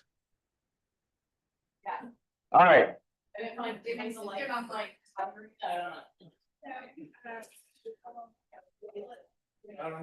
All right, so walk us through, obviously, we've met, we've had a work session, we've met before, we know what's kind of going on, but give us a brief, quick rundown for what we got and. Cool, sorry, did you want to do the bookstore first, or you wanted to do? I mean, the commercial units are, I guess, separate from this. Is the bookstore applicant here? Well, because we have to apply. But we own, Right, let me rephrase that. Is the owner of the bookstore here? The owner of the No. bookstore is not here. Okay, so we're not holding up anybody. Okay. No, So no. we can wait. Let's just wait. Yeah, that's fine. I told her that she didn't need to. I just was, if she was here and then she used to be my neighbor, so I was Oh, gonna yeah. let her No, trust me. get she- home sooner rather than be here. Of So, this. okay. All right, go, take it away. Supposed to be holding this the whole time? No, as long as it's Okay, green, you're It's good. like, all right, so, thank you guys, and thank you so much for each one of you that's Mike and Samantha and Cam, and my God, everybody's been helping us, so thank you. And of course, Ramon, who is living this nightmare with us right now.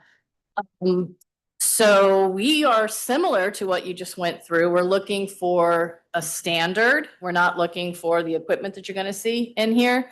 A standard for 2 of our buildings out of the 4 that we have.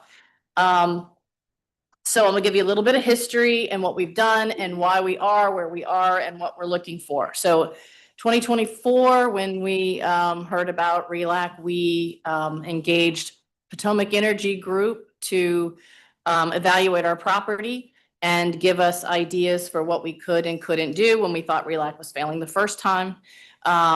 And through those conversations and discussions and their interim report that they did, we realized that should anything happen to RELAC, Quayside and Chimney would have to have their own individual air conditioning units or heat pumps.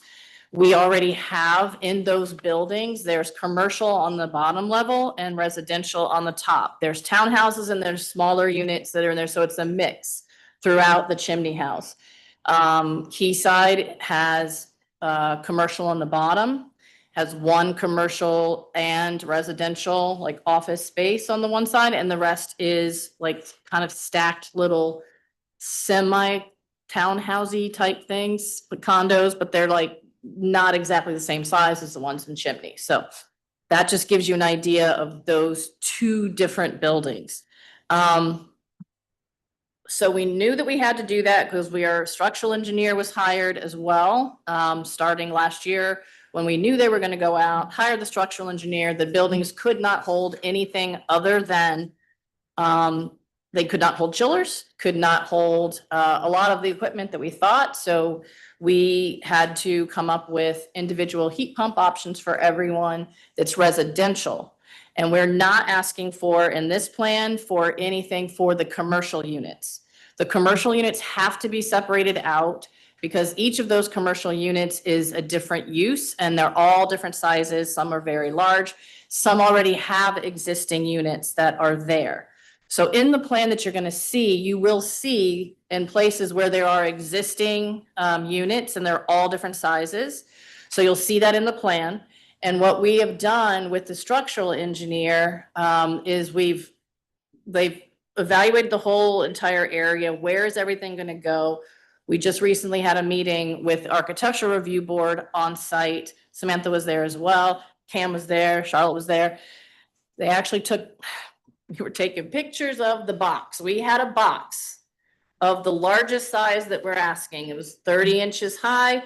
They would hold the box up, take a picture, put it down. You couldn't see it. I mean, we have gone to that length for what we're going to see from each side of the building. So in this 93 pages that you're gonna see here, you will see the guys on the roof, the structural engineer, Chris Daniel from ARB, one of our vendors, and you'll see a bunch of equipment that is commercial that you're gonna see. So every commercial unit you will see, no matter what, because they're all on beams. So for our residential, the structural engineer evaluated them, and we can just put them on pads that will minimize the vibrations. They're pushed far enough back from the plaza, and they're pushed far enough back from the parking lot area that you're not gonna be able to see even the largest one, which was 30, I think it was 30 inches. And I know I'm kind of like rambling going as fast, but we're all tired, ready to go. So in the 93 pages, like I said, you will see all of those things and, well, oh yeah, there's Chris. So those two, what are those two big things that you're, oh, those are the boxes. I was like, what are those things? Those were the boxes they were holding up to prove that once you put them back down onto the roof, you cannot see them. So that was part of the whole process to make sure that everybody would not be able to see them, because it's really important for us, because this is, not only do we have to go through DRB, but we are a historic overlay district and we are on the historic register. So we also have to comply with ARB and the Department of Interior standards. So that is even a little more cumbersome for maintaining your property than what you all may look at. So we've gone even a little further than what we would normally need to do. In each of these, one of the things that we did in preparation for all this, because I want to try to get any kind of questions, we've redone all the roofs. So we accelerated the roof replacement for Chimney House. So brand new roof on Quayside, brand new roof on each one of the sections within Chimney House. So, and we're still completing one over on the other side that's putting in a commercial unit that's putting in. So that one is already taken care of. Like I said, nothing will be seen from the top. Now, the line sets, I heard you asking questions about the line sets. On the top, the line sets will be covered in black. The line sets going down the side for the residential will be 2 to 3 feet. The commercial, again, I don't really care, but we do have one tonight. So 12 to 18 feet, but any of those line sets will be covered in a cream colored cover, but it looks very much like our existing gutters. So, and anywhere that can be, if they will let us, anywhere that we can combine multiple line sets into the one, that's what we're going to do. Don't know if we can do that for the commercial. So if that comes up as a question with the bookstore, don't know, because that's all county. That's not us. So that you will see on our buildings, the cream colored. It's like a piece of aluminum. Yes, and it matches pretty much that color cream. So, and they go down, and they don't go down on the J side. I mean, on the plaza side, they're all on the side of the front of the residential, which is one of the reasons we try, and we want to make sure that if we can combine as many of them into one as possible, and like maybe run it so you can't see it and come down, because this is the front of someone. So this is the front of the commercial side, but it's the back side of the residential. And so, but all of the line sets have to go onto the side of the front of the residential. So we are trying to be very cognizant of this is all the front of someone's home, which, has not always worked out so well for us with another situation that's there. But we want to try to make sure that we are giving them a standard, like you guys were just talking about. So we gave you 2 different options in there, and one, Mike, you were talking about, there are the side. Most everyone seems to be, their preference seems to be mini splits with the side discharge. That seems to be what almost every person who has applied for this is asking for. But we don't want to tell them you have to use these 2 things. We just gave you 2 samples of what the majority of the owners have so far submitted to us, which is, I think the last count and what we submitted was 30 something. We have a total of 47, I believe it is, give or take total units. Yeah, 35 that are in, I think, and then we have more that just came in this week. So instead of, like Cam was saying, instead of like all of them, we just want to say to them, please, this is your standard. This is how it has to go. When the vendor comes to us, we want to control what the vendor is allowed to do on the property and not just go rogue, because we have already had to stop a few people because they are very eager, like you heard. So Vantage Hill. just to clarify the sizes, on Sure. page 46, staff of the other, I'm just trying to get a clear. So 46, so these dimensions, is this what you're wanting to base the standard on, or The biggest one was third, yes, we I wanted, think this is the biggest one. This one is 31.5 wide Yes. by 20, basically 2 right. by, whatever the width is, 16. And if they want something different than this, we're gonna have them go back and do each one individually. So this is the whole point for us. It's like, if you want this to be easier, Just get here's your- that's approved, yeah. stay within here. If you need something different for whatever reason, we're gonna go through the whole entire process individually and let them go through that process. Of course, we would do it, but. Yeah, just the only reason why I say anything is just because these are quite small. Yeah, And so, which is great, and that's what the size of the mock-ups were, and that's what showed that, you can't see them. So I just want to be clear that, I agree with you. If this is, if people want to make it easy, it's, I'm fine with setting, this is, if you don't want to do Mitsubishi and you want to do LG and they have the same size, like, go for it, right? we know that that box, they actually, I wish I could remember, but the details that we were going through with ARB. Samantha, you were there, so we were like, how many inches here? How much is the parapet inches there? And we were just like, My number is slightly different than yours, so I opened. Okay. Yeah, and I think that's why when we did the work session, I asked for the mock-up, because I was like, you could tell me all these diagrams and site thing. I'm like, let's just get someone up there with a box and. Yep, Thank you for doing that. And That was to a me, good idea. it helped dramatically. So that's just my opinion. So we know the sizes, we know, are you limiting to what is the max DBA that you guys are requesting these units to be? From a noise standpoint? It's funny, I was reading the one and I was a little confused because I was told originally that the max was gonna be 70. One of them looks like it's more than that, but one looked like it was more, but to be honest, it had about 6 different DBAs on it. So I would say, based on what I've seen for the residential, we should keep it to 70 or below, like everybody else is. Now, I can't say the same thing for commercial. Yeah. Yeah, because I think what's tough is this is giving you multiple DBAs based on wet bulb deltas, basically. Right. And so I think overall, if we limit it to the 70, I think from what we've seen, like the maximum most people have requested is like 72, I want to say. Then we were fine with that. But I think, since you guys are up on the roof, I'd be okay with going up to the 72 because you guys are up on the roof, and I don't think it'll be, too impactful. I'm more worried about, it just being an isolator pad for that top floor unit. That they're the ones that are really going to hear the thing kicking on and off. That'll be the only, when the motor starts up is when it's the loudest. So We do have we have a commercial unit right now that was put in a long time ago that is on pads. And when the pad has been replaced, when the pad's been newer, it doesn't have the same thing. Right now, it needs to be replaced so it is vibrating. Yeah. So we would hope that everybody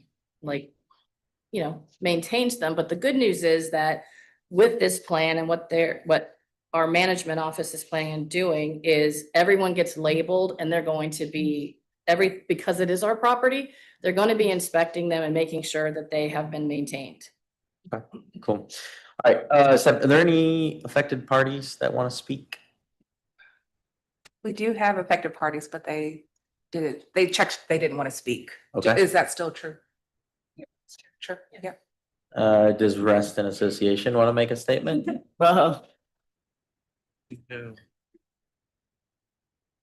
me pull it up. All right. My name is Cameron Adams. I'm the Director of Covenants Administration here at Reston Association, speaking on behalf of the Reston Association Board of Directors. Given the announcement of RELAC ceasing operations in October 2025, the LARCA board has made large strides in a short period of time in working through scenarios and tough obstacles, similar to Vantage Hill. And the LARCA board has proposed a viable plan for the Quayside and Chimney House locations, which allow their unit owners to move forward with installations to prevent their members from being negatively affected by not having cooling this summer. Reston Association wants to support its condominium unit owners and members impacted by RELAC and having cooling this summer, and has no objection to the proposed plan for the Quayside and Chimney House road installations. Since the applicant is still required to obtain Fairfax County ARB approval, RA encourages the Design Review Board to consider any and all opportunities in which a favorable outcome based on the design guidelines would be appropriate. Thanks. Great, thank you, Cam. Because I'm curious, I'm gonna have Samantha go first, with questions, comments. I just am curious, what were your thoughts? Yeah. Because you've been involved, obviously, on both sides of the table, so. I am, last week I had a lot of field visit. So we arrived on site, was told that the box will be placed on the roof. So we get to see if that's visible or very visible from the plaza. It was not, no box on the roof. Our staff working really hard. We finally have one box on the roof. And our vice chairman was on the roof. He was placing the box while we are on the plaza, walking around the plaza, telephone with him to figure out where those HVAC could be visible from anywhere in the plaza.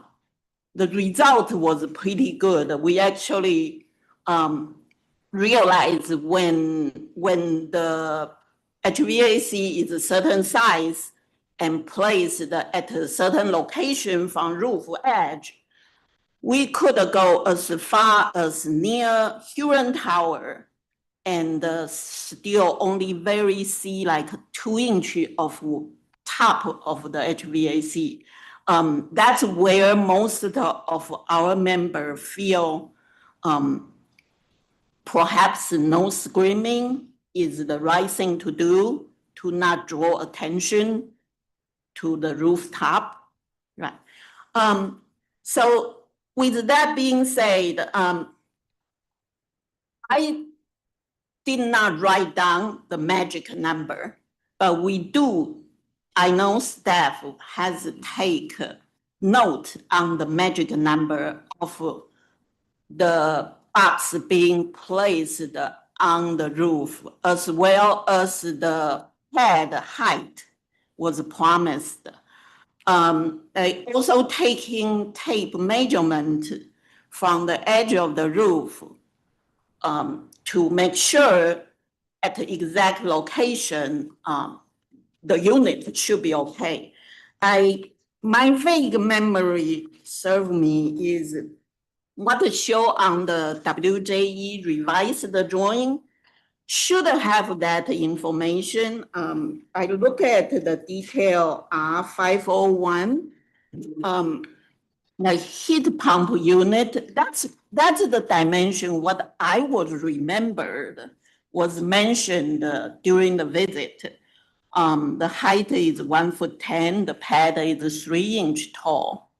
Then if we look at particularly the J house, let me see which is, okay, if you look at the enlarged plan R410, there is a dimension from edge of the roof to HVAC go out 19 feet to 24 feet. That is the magic number I sort of kind of remember. when the unit placed that far away from the roof edge, it's really not gonna be seen from the plaza. We can back all the way to the Huron Tower. So that is, it's a. To 24 feet.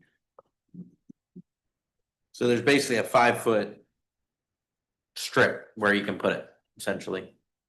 Okay. Thank you, Samantha. Emily, anything? Great job. I don't have any question, or I don't have any complaints. I think this looks great. My only one, and this might be silly of me, but we mentioned the structural engineer not being able to put in units that are, you know, large commercial chillers or, you know, heat pumps or anything of that nature. It doesn't really have to do anything with the DRB, but do you guys need to put in like a max weight that these units can be so that someone's not going up there and putting like, I don't know. Yeah, you could probably buy one that weighs a lot. I'm just guessing that, is there a point where it is? Unless it's like- made with gold parts, I can't imagine it would weigh as much, you know. Devil's advocating over here of like, if there is something that your structural engineer Yeah. has told you, if you put all 35 of these units on top of the roof and they weigh more than X, you're gonna start to have a problem. Yeah, I That's- forget to be honest, I forget the actual one, but the way that Chimney House is structured, they're kind of, it looks like one big thing, but there's like separate roofs with walls in between, right? So they all, and each one of those is capable of holding at least 2 to 3 of pretty much any size on a pad. Okay. I do know of the residential, but not one commercial one can go onto the actual roof itself. Those will all have to be on. It was confirmed that it's party walls on the chimney house side, not parapets, so it's actually divided that way. Yeah. That they, you know, you sent Cam, I think, they have some for commercial applications, they're actually going party wall to party wall. And there's a dunnage you know, spanning between those roofs, and that's what we were actually suggesting. Maybe that's what they put that on, so it's not actually, it's isolated from the roof, there's area. Not my bailiwick, I just Yeah. wanted to bring it up. That's all I had. Guys, do you have anything to add? Anything else? My My question is actually for the residential units, you mentioned mini splits, how many of these condensing units are gonna be put in? I don't know if So they're like. the largest units of townhouses, every vendor has just said they only need 1 unit on the roof. That's it. Now, again, if somebody wants to like, you know. Could they do 2 though? Like, let's say they wanted 2 units Yes. inside, they could do There- 2 Each theoretically. one of these roofs can do that. He said 2 to 3 would be not a problem for residential. Yeah, I mean, they each weigh about 140 pounds. It's like it's the 3 guys, you know, they're up there weighed more than the Yeah. units. So themselves. these are mini splits, like wall units, right? We're talking about, or is it ducted? 2 options. Uh-huh. Yeah. There's some that are ducted that are, Uh-huh. we're getting bids on, and some are mini splits. Oh, sorry.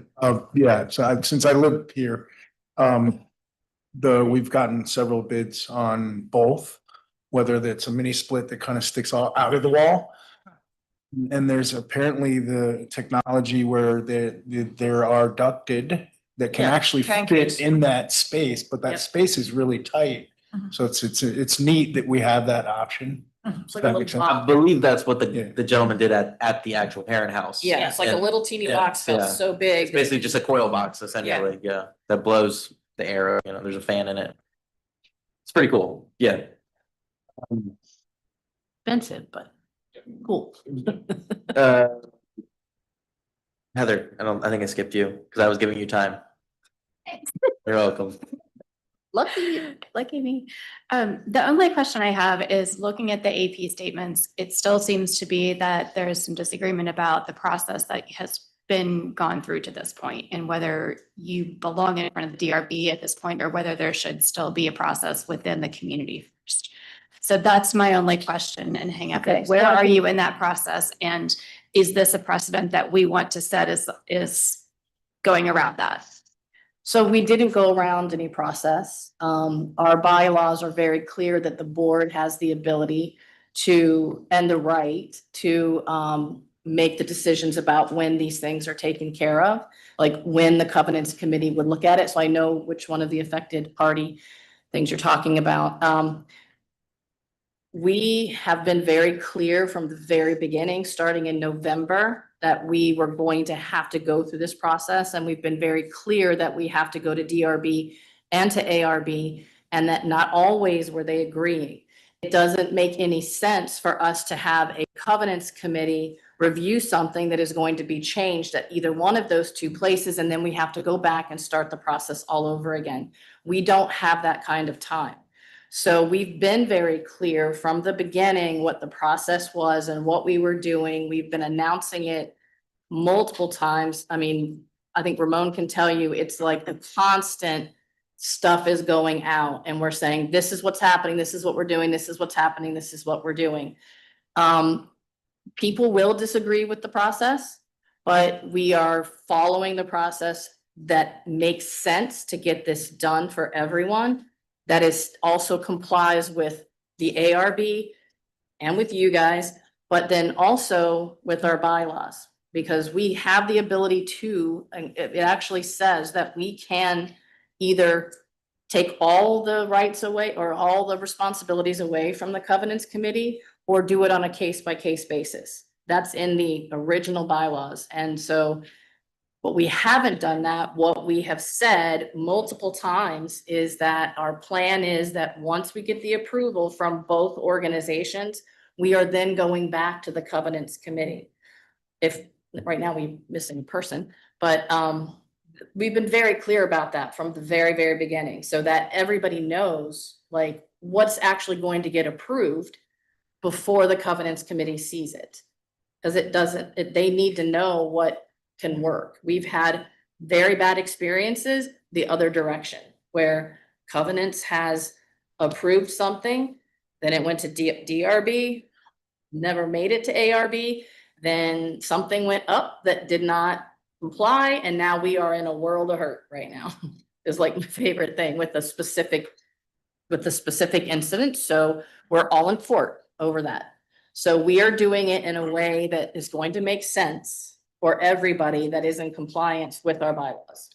Does that answer your question? Is the covenants committee going to approve whatever the DRB and ARB and everybody else has already approved? Well, I would sure hope so. I mean, it would be really stupid of them to not, point? right? Yeah. I mean, I can't say what they're going to do, but one would hope, because it's been a lot of time and effort and a lot of money to get to where we are today. And we still have to do, go through the process with the ARB. And like I said, right now we've got 35 applications where we have more coming in that were residential. And we also still have to go and do every single one of the remaining commercial units. And we just got in, I think this past week or so, got, I think 4 or 5 more with people that we know are submitting it and that are asking questions about what they need to do and going through the process with the county. So we still have a lot that we need to do and that you are gonna have to look at, so. And we still have a very difficult building, the Heron Yeah, House. still have the Heron Yeah, House we're to not also talking deal about with. that. So that's, that's another meeting. That's another thing. We're making progress. Yeah. Ramon, do you want to add anything? Yeah, I just want to say thank you to the board and to Vanessa and May back there. That's our property manager back there, and our neighbor who's done a lot of work. These folks have done a ton of work because it's really challenging in this particular neighborhood. Living there, having you guys is just great. So thank you so much. Thanks. Emily?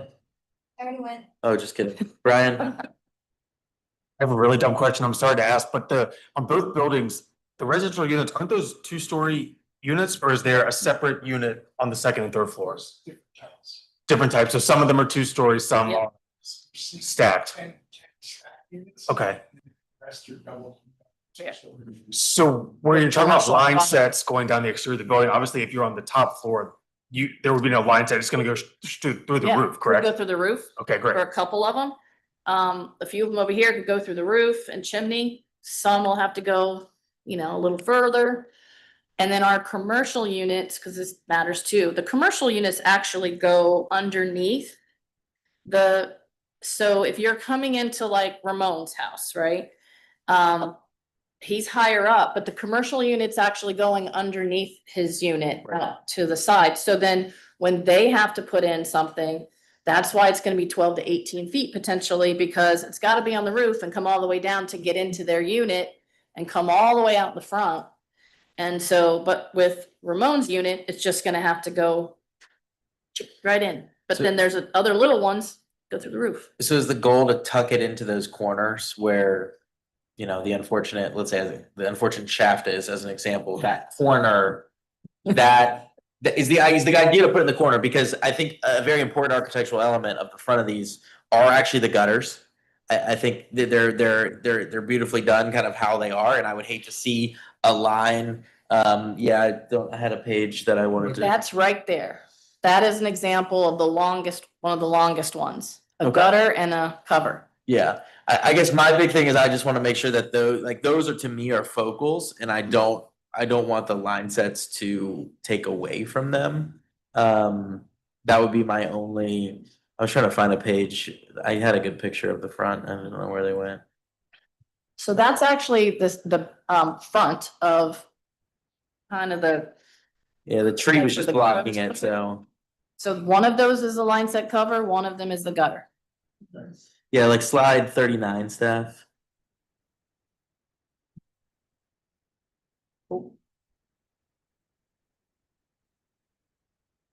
Where'd we go? There we are. Patrick's computer's dying. So slide 39, like we zoom in, like what I would, prefer is if it's I mean, I know it seems like every roof section, you don't necessarily have an option, but it's like these gutters are, to me, successful design elements, and it's like.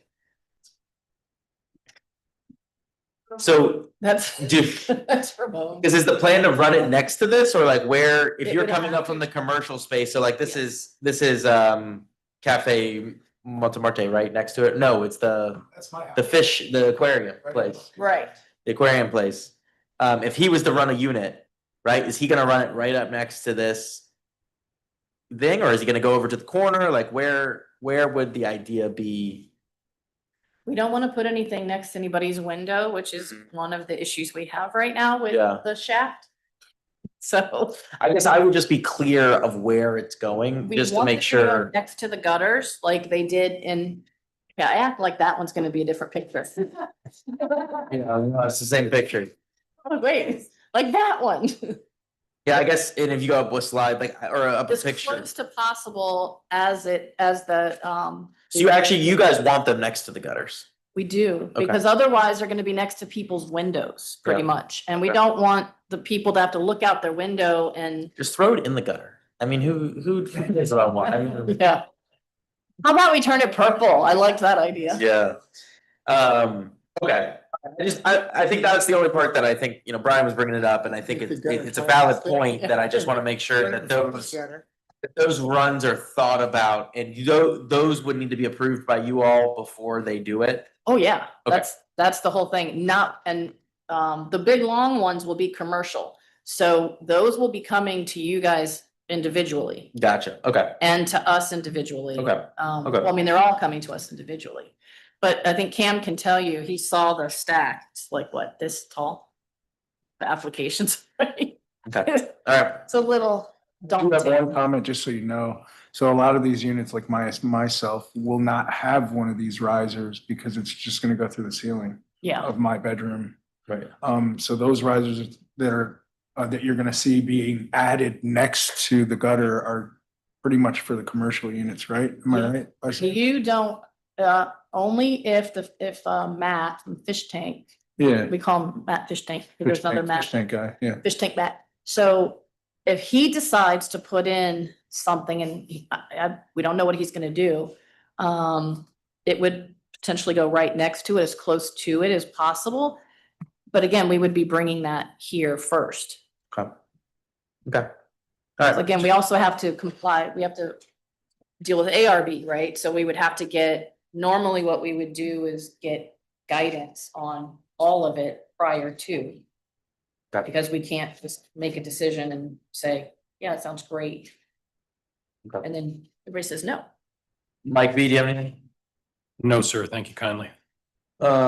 So the only, and it's minor, but I think it's maybe important, is that, so the height of the box that you guys did, I know we're trying to limit the height. It looks like the drawings have 22 inches as the height, plus a 3-inch pad is 25 inches. However, the option 2 that's listed in the packet is 32 inches tall. Right. The box that was put up there was how tall? 32, we checked while we were on the phone. Great. The only thing I would say is like some units are going parallel with the parapet walls and some are turned sideways. I think they all frankly should just be parallel with whatever wall, because to me it's similar to all the elements that are up there. And it's like on some pages they're turned this way, sometimes they're turned this way. Well, I think And because so- it's a, Right, I would say you don't wanna look at the fan, the widest part of the unit. I would run it in conjunction with the parapet wall and just parallel to it, I think would be a good stipulation. Just because even those commercial ones that we have a picture of on yeah. JB, I think it is, Okay, I that- can tell you one of the reasons. If you look at some of these, it's because they have commercial. Some of the stuff that's on the, What number are I'm you on? looking on the roof, 1620 to 1630. Can you give the bottom right page number? Sorry, R401. 401. Why you're so good at this, Cam. like, So the issue is, in some cases, there's existing stuff there already. So we have to work around. right, I mean, I think the way I'm proposing it, it takes up less space theoretically from front to back. Like, so if you go to slide 5 on JB, the J1B application, we have labeled the commercial units. And I know these are commercial units, but see how the ones on the far right Yeah. are running from front to back in parallel? Mhm. I think even though those are much larger, I think they're much more successful at disguising. So what you're saying is just So split just it. all I'm saying is I think they should run parallel to the parapet wall, because I just think it makes more sense with the architecture for that. And we in don't some, see- and some of the plans, that's how you have them, and other times you don't have them that way. I just think frankly, it just makes more sense. That way you don't, if this thing's gonna get as wide, because basically I'm prepared to, approve up to a size of 32 inches high by 42 inches wide by 16 inches deep. I just think having that 42-inch face, if you had it turned toward me, is gonna be a much more intrusive item than if Okay. it's turned sideways. Even though it's partially blocking the one that's there now, or it's meant to be parallel with the one that's there now. But I don't think that's not even a unit. No, this one is existing. These are exhaust. Those are like exhaust things or something. Yeah. So I think I see what you're saying, and could we have something in there that says unless the permitting people don't let us?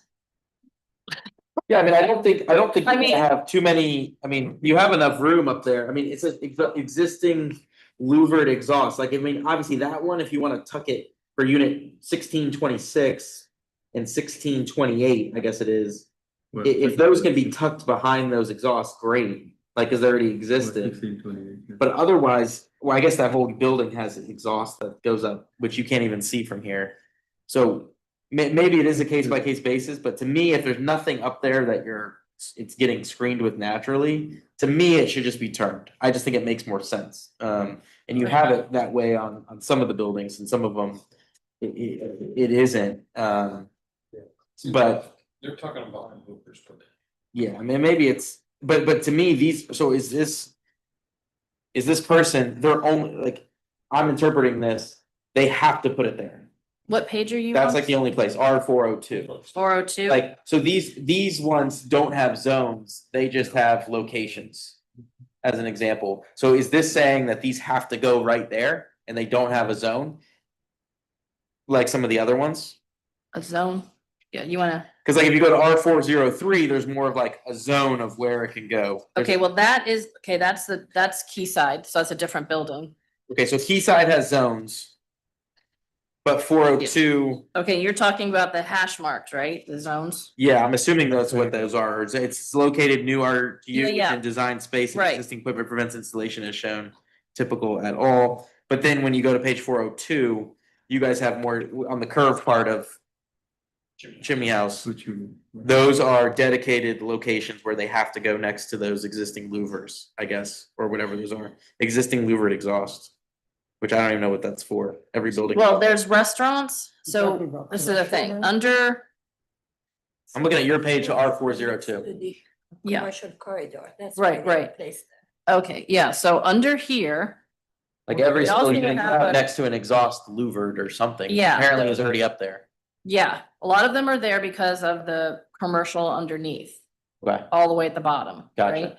So, and then you have a commercial corridor that is on this one match line.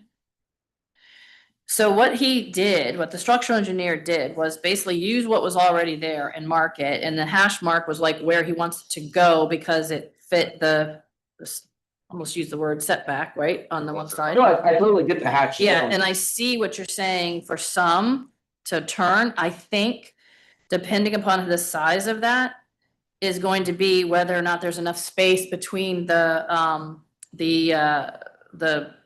exhaust and the party wall. Otherwise, you would have to turn it, like you're saying, like a T, like each one of them make them a Yeah, T. can I say that my name is Kevin, I'm one of the board of director, And he's a commercial, right? If Commercial you guy. look at the building like this, if you turn, this is the sidewall and the sidewalk, if you turn this way, then you see this easier than you turn this way. Because it's the longer. So if you're concerned that the unit can be seen down at the plaza, you want to turn this way because the length of this is longer than the width. So if you turn along the side of the sidewalk, you will see it easier. So this is just a partition, this is a I sidewalk. mean, I think This is it's all the same sidewalk. height, so if it's tucked back farther, it may be, and like I said, it's Right, maybe so- it's a minor thing. To me, if it's within the zone and you can't see it according to the Right. box, right? And the then mock-up, if you so- are closer to the vent, so then you are in line with that vent, and then the reason they're using the vent there is to run the line, the refrigerant line All right. into the unit easier.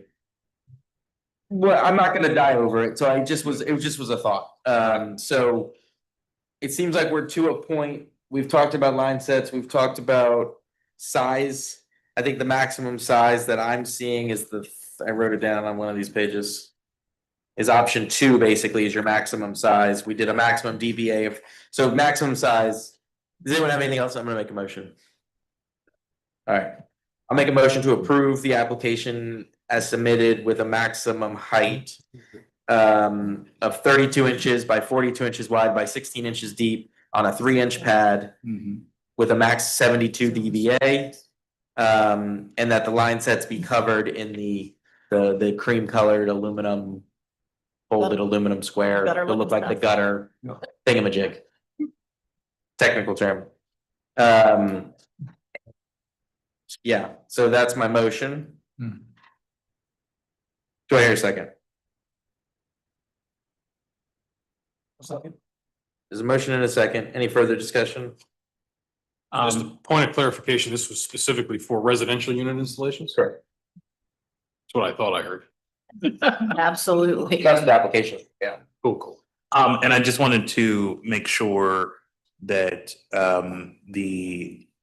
my understanding, and you correct me if I'm wrong, was that you did want these units approved specifically because you wanted to be able to get the people who wanted units quickly to be able to have a unit to choose from. Yeah, So these 2 units are, okay, so I'll amend my motion to include the 2, option 1 and option 2 that are in.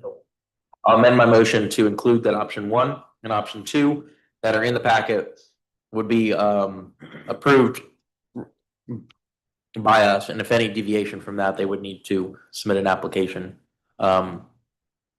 But I guess it would just be an application to you. Because to me, if they meet the limit, the size of it, you want to have it be open to people, yeah, correct? if you want to approve those 2, we'd like be great, plus, and maybe just say if they want to pick something else, as long as it's. Yeah, so approve option 1 and 2, plus my stipulation on size maximum that I said, the 32 by, or the 32 by 42 by 16 on a 3-inch pad is approvable, so amend the motion for that. Do you second that? Oh, wait. Did you guys decide to? No, I'm not gonna die on it. I'm over it, yeah. And technically Brian was your second on that. Yeah, it's 10:51. Yes, yes. Seconded, all right, all those in favor of the motion, say aye. Aye. Any against? Any abstentions? Me. You're gonna abstain and Ramon's gonna abstain, so motion passes 602. All right, Thank guys you. So much. and now the commercial unit, the only question I have, just to expedite it, where's the line set going? That one's actually going into the, in the corridor.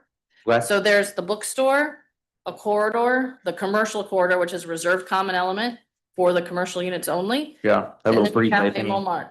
Yeah, the place that you're not supposed to be walking through, but everybody always walks through. I may or may not have done it, but Right, I know, I'm just saying that's the bookstore. the bookstore. Bookstore. So theirs will actually go inside there through hers, and then we did have one thing we'd like you to, Kevin noticed this. The drawing makes it look like it's going on existing steel beams, which belong to Cafe Montmartre. It needs to be on their own steel beams on their side. The lines still go in the same space, but Can you pull up the drawing? sure. Well, I can't. Slide 20, I think is what they're talking about. So why can't they share? You're gonna make them put new steel up there? The reason that I would like not to share because it's unfair for the residential underneath. So then you have 3 units already, which is my Cafe Montmartre. I'm the owner of Cafe Montmartre. So then you add another unit, so then you are talking about additional vibration. But it's on the steel that's going to the parapet wall, so it's not going to vibrate the unit. It does vibrate It quite does. a bit, yeah. Your units then are the way that I wanted them.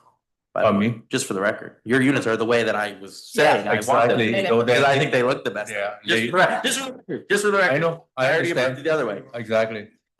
So then the other thing too, I would, because she had the I-beam about three units over. So that make more sense for her to share.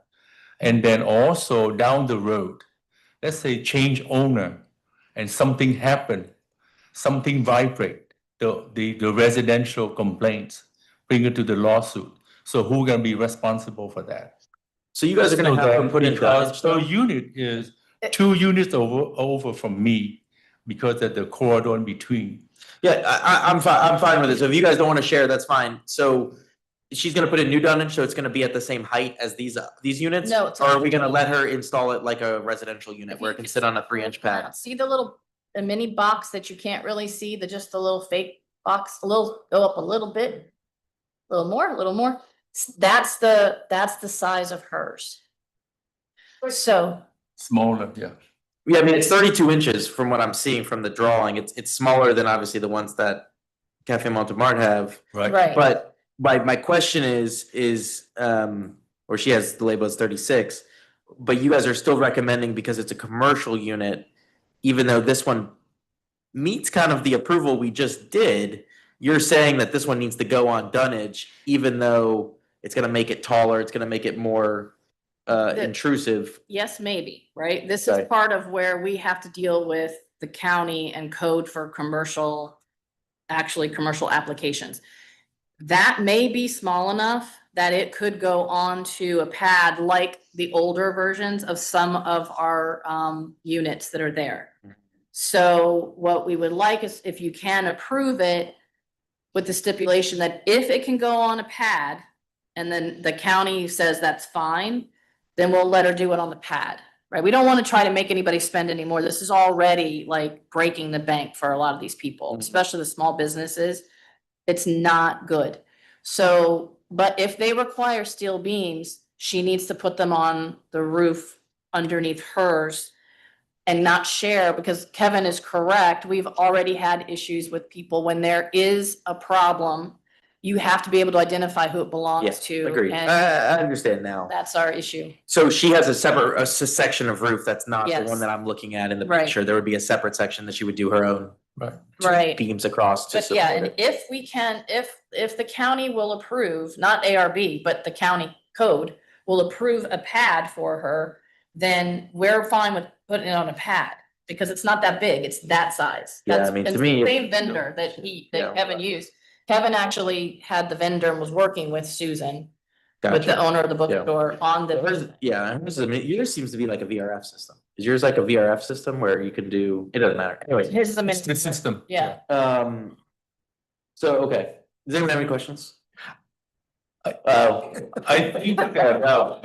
Really, you know. Yeah, your mic off. so- I do not understand this application at all. I feel like this is a little bit incomplete because if he hadn't talked about line sets, it's nowhere in this application. I don't see where they're going. Because you're not gonna see it.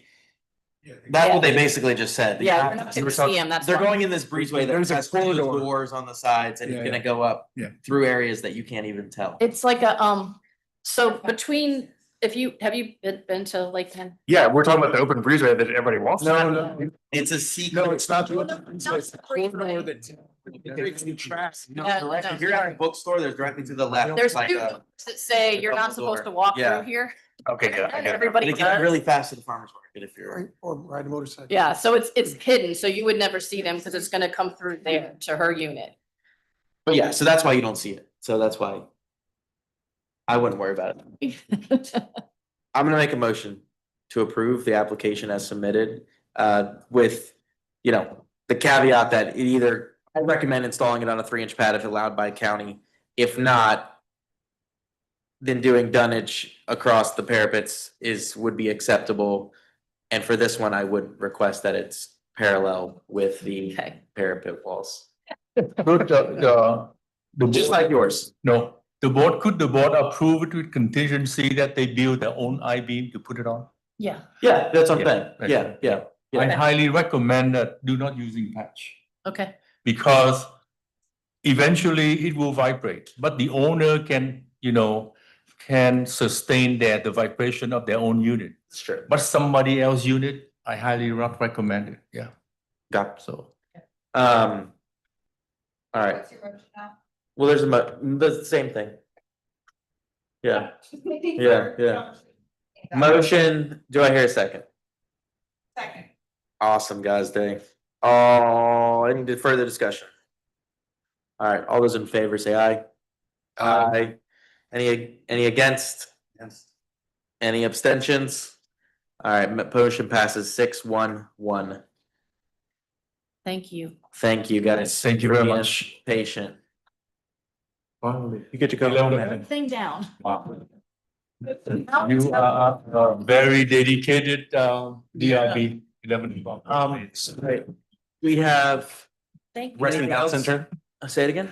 Reston Town Center North coming to May. There was a meeting that some of you attended. Yes. And those of you that attended are reporting back out to the full DRB to see if it was necessary for them to come back for some additional in-concept approval very quickly. I think, Brian can chime in. The consensus was that they do not. The change that they proposed was relatively minor. They submitted several documents that are in your Dropbox for those that want to see, to include the PRC plan that was submitted, the latest revision that we have.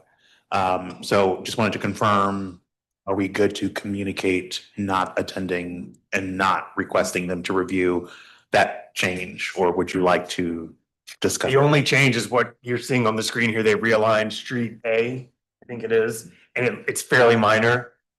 So it doesn't have a material impact on the central green.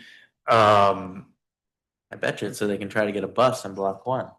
That was the discussion about, we reiterated the concern about block 1, being able to hold a school and site and everything like that. But they reiterated there's gonna be a urban design school per Fairfax County Public Schools, and so you're looking at the extent of the change.